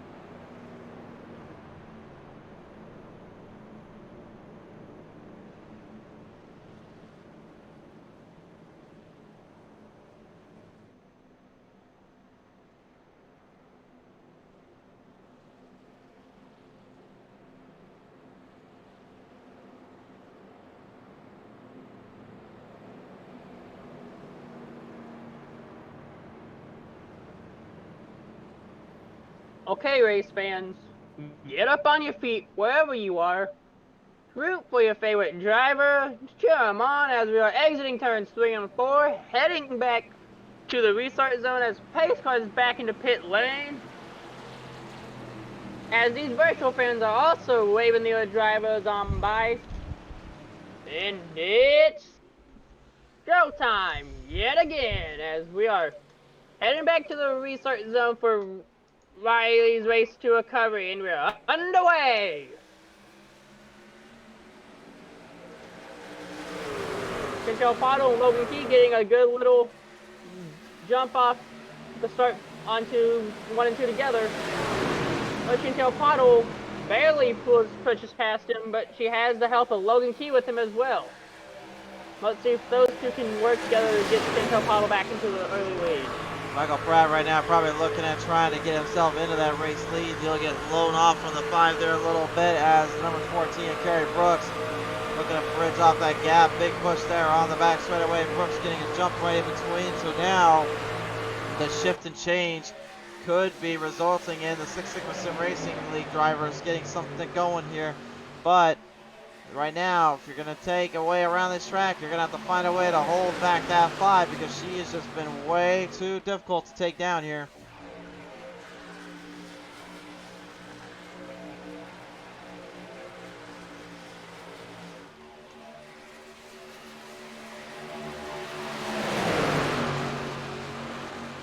And there, 3 wide, slewing a little bit there. Sean Robinson, the number 15, at this point probably just kicking into overdrive, trying to just survive and get whatever left he can out of this equipment. This field has pushed and rocked and socked their limits up to their highest degree, their highest possibility. No one has been left on the table, and everything has been put in their hands today. Indeed, indeed. It's been a crazy one. As right now, it's Pratt in the lead right now, but let's see if Pottle can work with these guys to try to get the lead back. I say right now, honestly, having to swap to now having to be the pusher rather than the one being pushed, I think it probably makes it a lot more difficult for her to kind of stay in touch and focused with that kind of run, that kind of ordeal, and it's becoming more and more difficult to really make crucial decisions and very big choices when in that time of need, in that time of position. But it looks like she's already up to the challenge. Big push there into the middle stretch. She's getting rocked up a little bit by the 14, Brooks, trying to get her lined up and trying to shove her up to the front. As Pottle right now is battling right now with the help of Brooks. That's helping her a little bit, but Pratt still holding on to his lead right now. Robinson gapped up a bit there. Looks like he's trying to get a little bit more conservative here as Pottle leaves the 14 high and dry.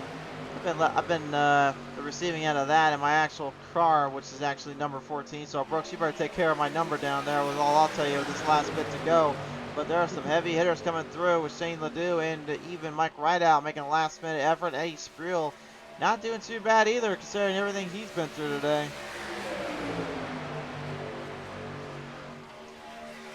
Well, if you're saying you better have Brooks protect your number, Clement better protect my number. Well, you drive the number 3 down there?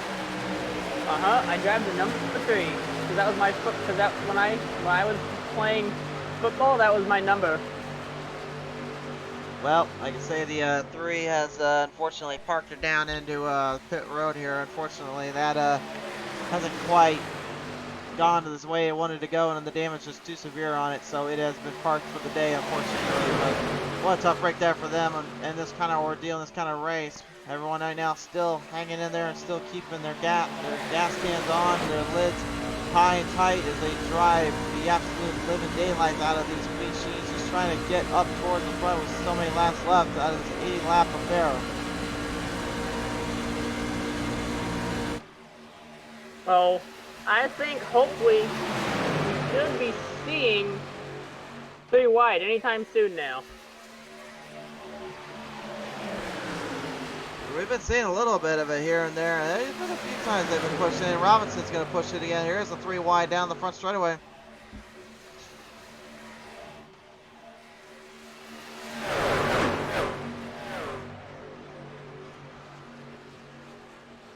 Jeffrey Vickery looked like, or excuse me, Shane Ledoux. Hard to kind of figure those two out. Thankfully for my lifetime, I'm able to see who's who. Uh-oh! Trouble down there, Beeman. Hang on, hang on. Oh, what a nice save there by the 41. Oh, my.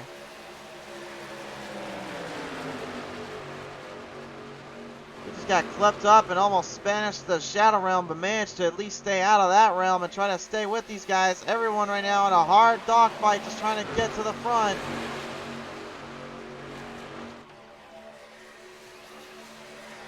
Hard dog fight. It's gonna come down to who can hold it off. That was a wild situation there, right there, Bollinger. I don't know how the heck they did not get into that mess.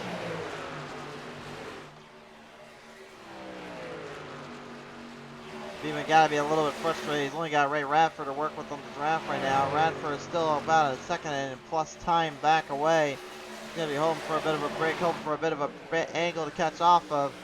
Right down to the straightaway, though. Looks like it will be Lancaster lambasting the field up. Now moving into a third up to that side between him and Mike Rideout.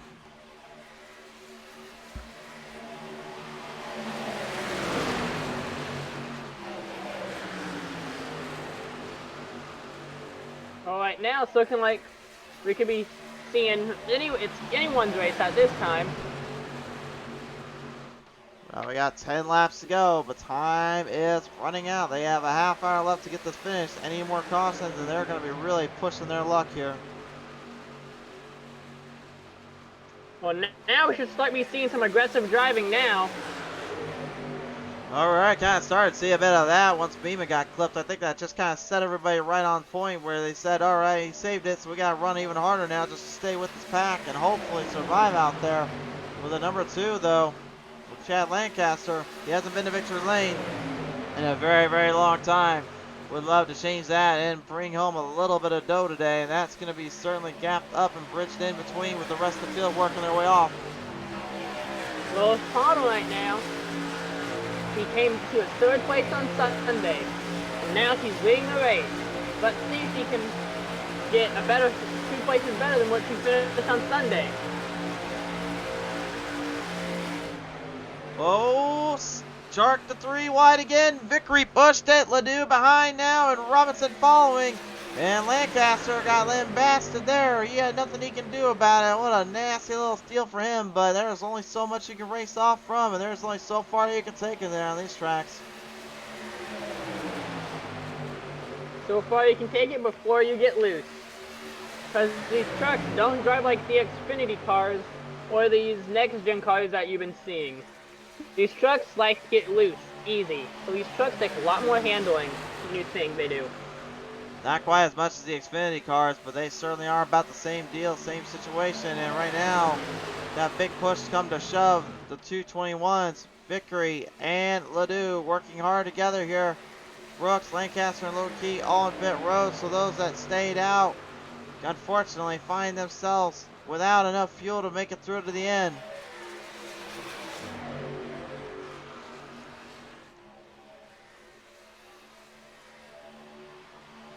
We'll find out who has. It's coming to. Forget everything. Fuel. It's going to come down to fuel now. Having the friends and having the fuel to do it. What it's coming down to. Fuel's got the best option in my opinion. He could either decide to go to the outside or stay on that bottom lane and then just one big push trying to get Rideout to come with him. He could be also trying to get guys from the back around him like Vickery, Robinson, and all them. He could be trying to use them a little. So I'd say right now the way we're looking at it could be more dead set on just timing the move and timing the shot and making that right maneuver when it comes to it. Either way, if you want to win this race, you're gonna have to make your move. You can either make your move now or make your move later. But right now, it's more than likely gonna come down to saving right now as well. All about how you come down to the line here on that back straightaway. You can see the rear end getting kicked up a bit there from Schuessler. Oh no, that's what we were worried about.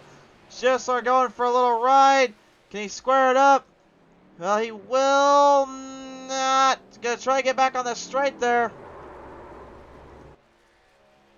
Ray Radford's And- going to go right by him. I think that might get us a caution here. No, they're still green. It looks like he saved it then. He got it off the track there. They're going to let him keep going. There was I'll no- say, if you felt like it, would you want to take a look at that on replay or just continue Well, on the race? they gotta continue this on, man. We gotta get this one finished up. I'd say right there, it looked like just a little bit of a bad bump and a bad push, unfortunately, from Ledoux to Schuessler. End up costing him there, and that's what ended up throwing a bit of a monkey wrench in that spot. Remember, the iRacing officials gotta call that caution, but at the same time, if there's a nasty wreck and they didn't cause it, that's when that caution flag flies out.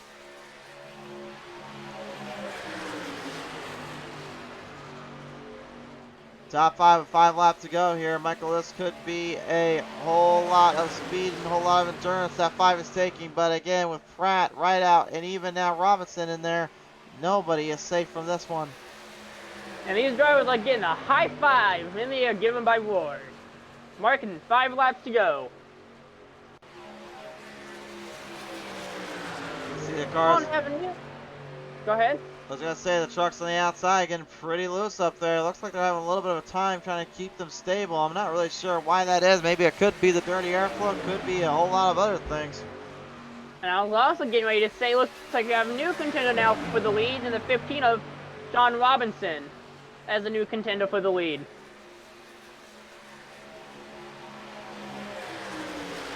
I mean, he's hanging right there with him there, Bollinger. He could possibly make a run for it. Paddle, though, that's not enough fuel for her. She'll have to go to pit road, and now everything getting flipped on its head. Nothing much she can do about that. Right out will join her as the rest of the field tries to stabilize it up for one last big leg. For Paddle, they're going to have to hope for a caution now. Something that these drivers aren't going to want, but she's going to want a caution right now. I think those other drivers may be looking at getting that caution. They both went on the same time, right out at Paddle and all that. Oh, went into!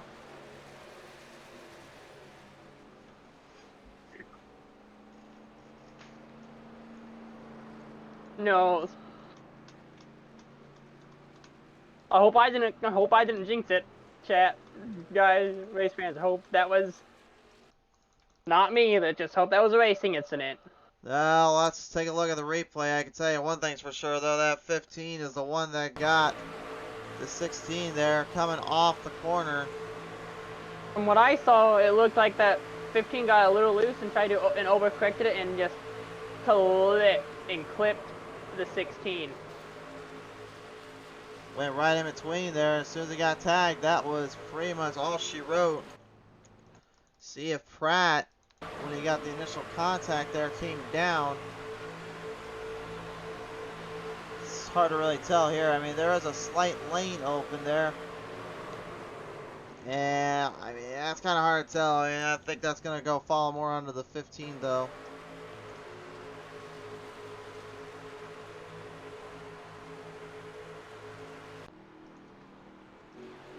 I think he knew kind of there was a little gap, but again, a little gap versus the true gap you're supposed to hit. Not quite the same deal there. Unfortunately, that will cost him. Robinson definitely can't be too happy about that, but again, the racing wise, they knew what they were going in, they had what they had to deal with, and that's just one of those deals, unfortunately. Oh, that's what you call a commentator's jinx. Right there. The broadcaster's curse. I've been there and done that a few times on this show. I think I've had my fair share of doing it myself, too, with you on Sundays. At least more than twice. That's what happens sometimes when you're talking about a driver, how good they're doing, then the next thing you know, they're in the wall. And loading early. Loading early and heading on back home for the night.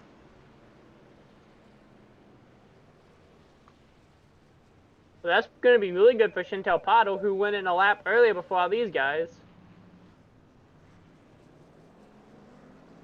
I think at this point, everyone's on old tires right now, too, wouldn't you think? After all these cautions. I mean, those tires right now, I presume they probably at this point don't even have anything left to worry about. I think at this point, just hopefully you can hang on with whatever's left of your fuel and make it down to the end for the final leg. This is a very tall order, though, they're about to face. And fans, we will be going to a green, white, checkered attempt, number 1 of 3. Do you want to explain a little bit of what a green, white, checkered is for these race fans at home? So the green, white, checkered here is very simple. We start with the green, then we go a lap around, then we'll take a white flag out, one more lap around, checkers out, we finish the race. On normal circumstances, though, the white flag would be the race, because anything can happen on the white flag. So what they normally would be is the white flag, the next flag ends it after the white's been taken. But on iRacing, the checkered flag ends it, not the white flag.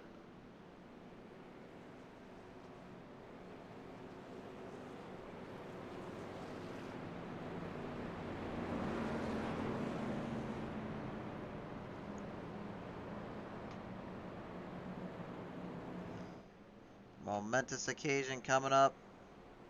A huge stars aligning deal here, and everybody looking on as they look to try and reinvent the wheel and reinvent themselves with this final pitch to a perfect run here. Any guesses, any ideals on who's even going to be able to take this one home?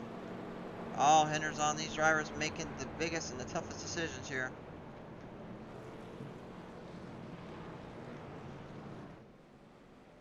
Well, after how many races have you done on this week at Talladega that came down to the last lap? I mean, I think every single race we've had as of late, it's always came down to that last lap and put everyone on their charge and on their distance. So the toes right now have gotta be thinking more and more. Can they do this one more time? Can they do this just for this final leg? As it's going to be Vickery, Pratt,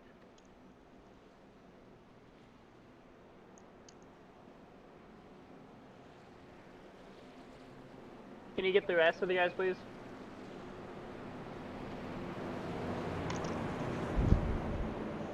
Had a little live timing issue there, my bad.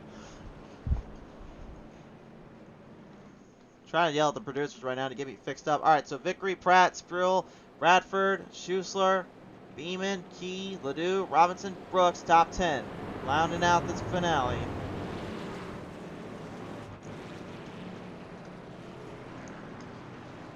It's do or die time with this one there, Michael. Do or die, which means they would only be able to go 3. They wouldn't. I don't even think they'll be able to have enough time to do 3 wide unless the 3 wide rule's lifted on the green, white, checkered restarts.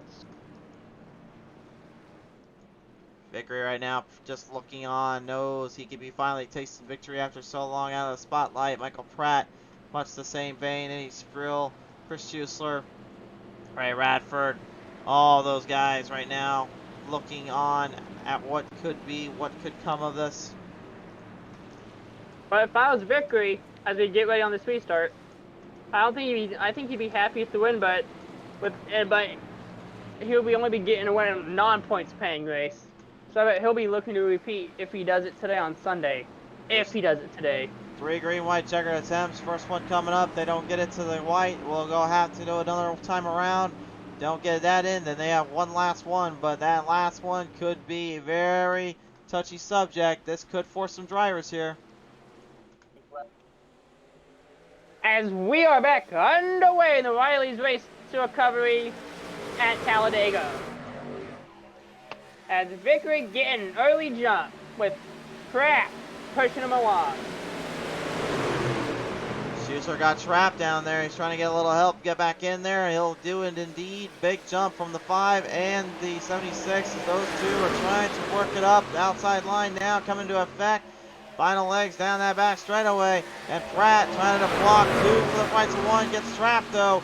Key and Victory now looking to drive it in, and still 3 wide, big gap off, right out gets clipped by Robinson as they lead him down.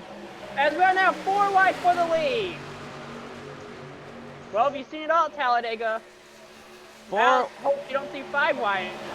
4 wide to the lead. Whoa, that's not going to happen though. Major problem, travel out of the track, wrecking them out, wrecking, cautions out. And tough break for Pottle, who was having such a good race like this tonight, who was also collected up in this little incident. Oh man, just a nasty, nasty hit there. And now take a look at that replay again, see what the heck happened here. Rubbed up against one another there and then came across that front straightaway. And yeah, you can see it looked like just absolute mayhem up front there. And that's what. Go ahead. Go ahead. I was gonna say, and that's why Talladega can be interesting as we come to the final lap with the checkered flag. Yeah, time to reset the whole field. Yet again. As we are starting to run out of time now, so, and I hope these drivers are aware of that too. I think at this point they kind of are, so. And they're still trying to be aggressive. Well, it could have gone either way on that one, but they're going to result it on Ledoux. Ledoux was the one that had the initial contact that started that mess up, so.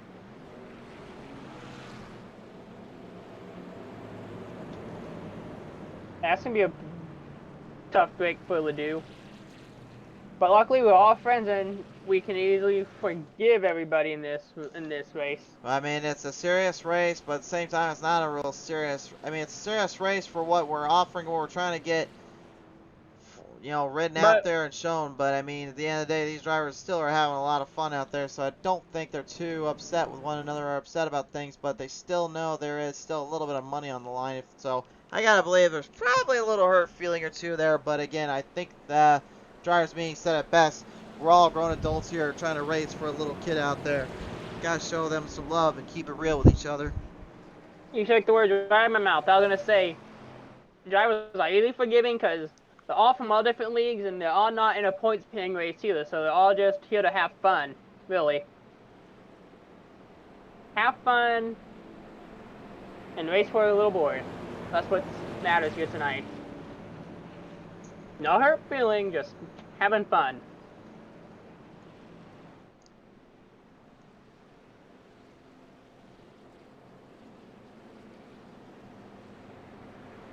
All fun, all fight, all gains. This is now going to lead us in to what could be another climactic sequence of event here.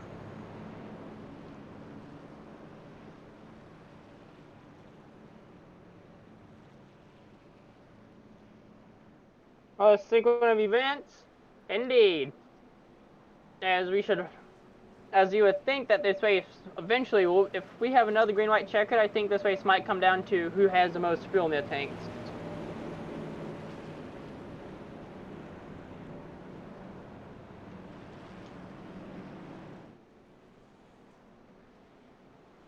It's going to be a fun one. Either way, I think this has been a fun race.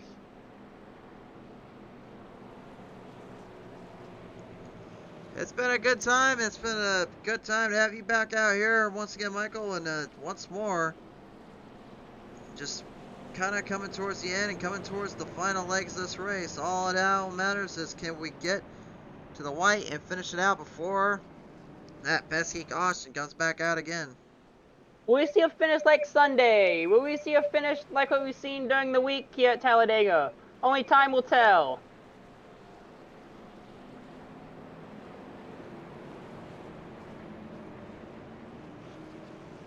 And lights up on the pace car, meaning we'll be going green next time by.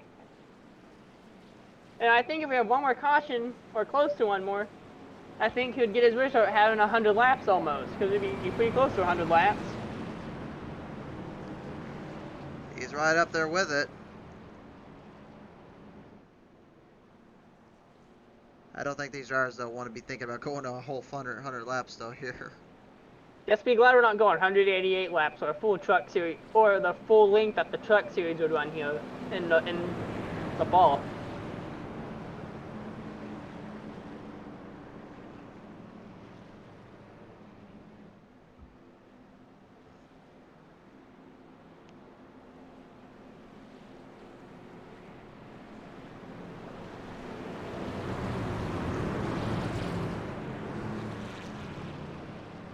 looks like we're having another new contender for the lead now, too. Who we got on that? The 27 of Eddie Brickle. I'm sorry if I pronounced that incorrectly. Still trying to learn names, once again. So Vickery, Eddie Spreel, Kerry Brooks, Chad Lancaster, Ryan Beeman, Michael Pratt, Chantel Bottle, Mike Rideout, Sean Robinson, Ray Radford, top 10. Who is taking this one home? I don't even know how to call this one anymore. Neither do I, but let's see if Chantel Bottle learned a thing or two from our friend the rattlesnake, Robert Kahn, and see if she can snake her way through this field. Top 5 on your screen. Michael, take it away to this final restart, possibly. As fans are on their feet, hoping that this is the last restart, as these fans, I do hear them chanting for Riley as we come back to the restart zone, and we are back underway at Talladega. And Vickery getting a good jump on the restart.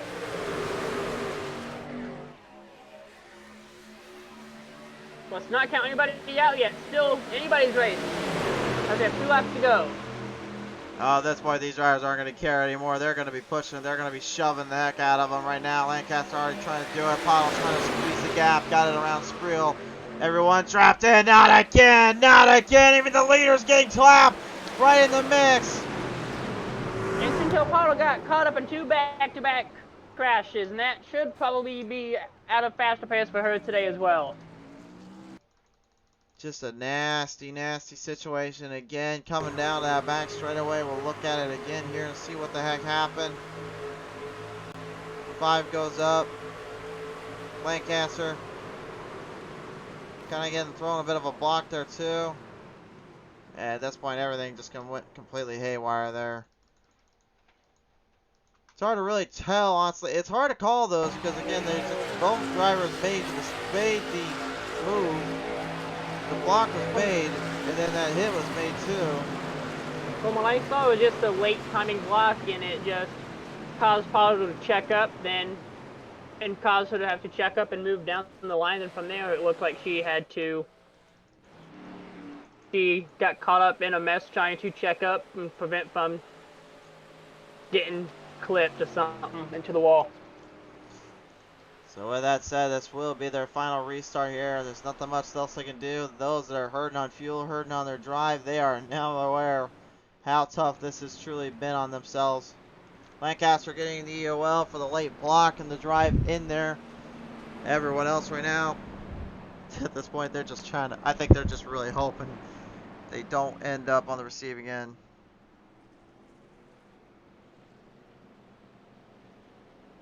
What do you think? We'll have probably around about 91, 92 laps by the time this thing's done. I'm not even going to try to even predict at this point. I think at this point these drivers just want to try to figure out the rest here.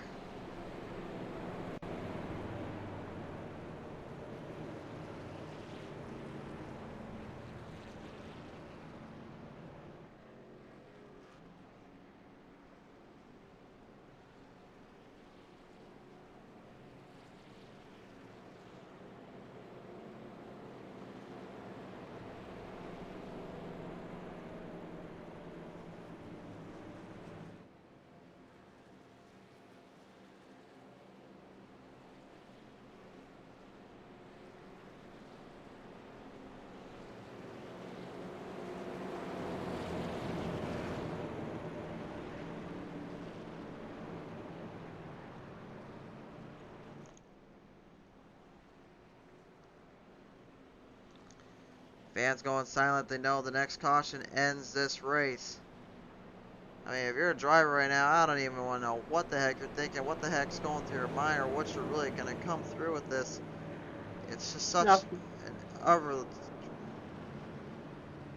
Go ahead. I was gonna say, if I was a driver and I knew that we were getting ready to finish this race, and I knew this race was a lost cause, I would just, after the checker flag is waved, the whole field does a 3-wide salute lap. If I was one of these drivers, I'd be talking about that to everybody in the chat. If I was one of these drivers, asking doing that at the end of this race. Maybe think about doing a 3-wide salute, a lap around the track as a field. Hey, they would have done that at the very beginning of the race. I think at this point they just want to finish this one out. But, I mean, it's a nice idea, but like we've always said, one of the times these drivers, they just want to kind of get in and get out. Of course, a lot of them living family lives and late at night for some of them, so. But nevertheless, here, this is our final chance. They have literally 7 minutes to finish this race, but this is their last green-white checker attempt anyway. So right now, Vickery hoping and praying to get this one in his books. Brooks right now looking for his first win ever. Eddie Sprue looking for his first ever. Pottle trying to continue her plate track streak hits.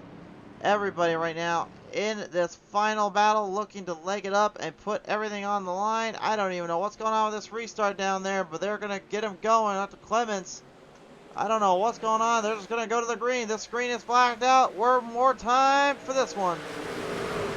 Oh no. It's over. No. It's over.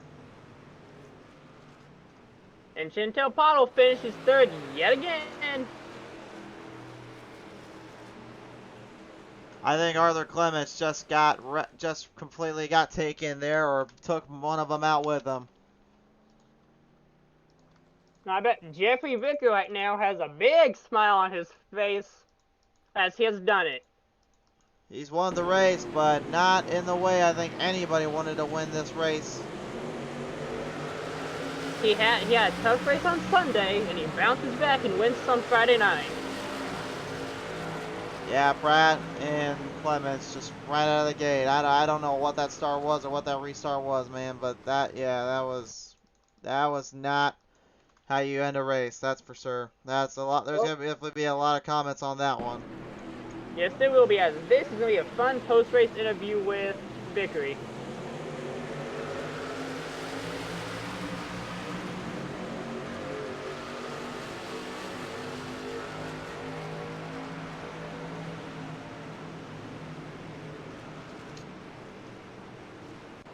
Tough way to end this race out. Not the way we wanted it to end.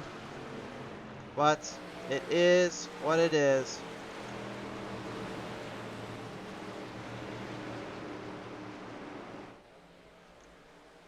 Indeed, indeed. Well, he's going to take it home, ladies and gentlemen. To the white flag, under caution. Jeffrey Vickery, the number 21, will take it home. Kerry Brooks is going to go second. Chantal Pottle is going to go third. Eddie Sprue fourth. Ray Radford will go home top 5 and 5th. But for Vickery, it's another win and another trip to the high life that he's been trying to get to for so long. Checker's out this time from the front straightaway here. And it's all Vickery, your race winner today. What a wild, wild, chaotic race this one's been. But at least we can say Pottle finished where she finished on Sunday now, officially, as the results are rolling across your screen. It wasn't pretty. It wasn't how most would want it to be. But that's just how the race ends sometimes.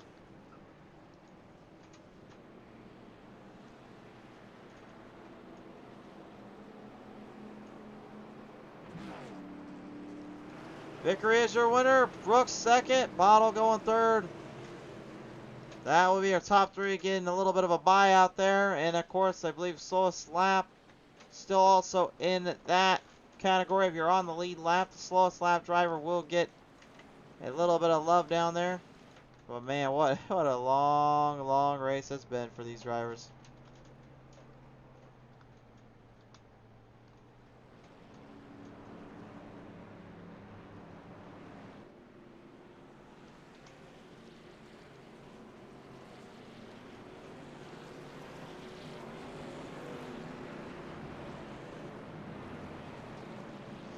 That's why I wanted Vickery right now, probably extremely happy about all this and happy that it went the way it did, but man, that was absolutely brutal.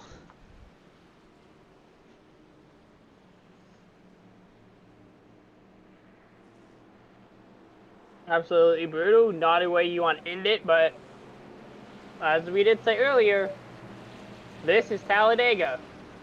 And the reason it's called Talladega is that reason right there. Most of these races end under a wreck. Even though this is a non-points paying race, Vickery still got to win.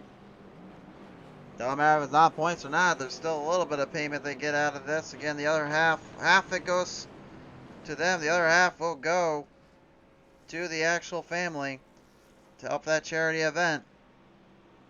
And now it is. Go ahead. You go ahead. I was saying now it is time for the Riley's charity race to race. Riley's Race to Recovery. Yeah, thank you. I was stuttering there. Check the flag moment of the race.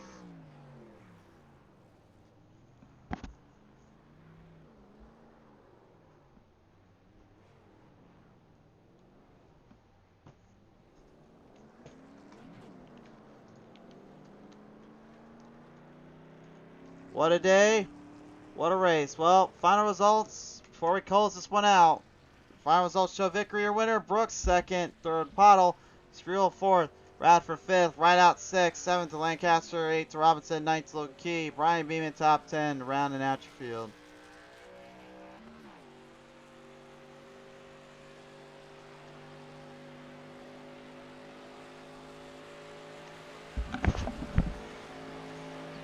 Right now, it looks like we have Vickery doing a salute lap right now. In the wrong direction. Yeah, that's just what they call the Polish victory lap. Victory lap there. Time to listen in to our finishers today, ladies and gentlemen. Your top three joining us now on to the lineup here. Chantel Throttle Pottle coming home third today here, and Chantel definitely a bit of a wild circumstance there. He got a bit of a knockout wreck there late in the race, and then all of a sudden just kind of scratch and claw to hang in there, and that final restart, you just were running the right place at the right time for third. Yeah, for sure.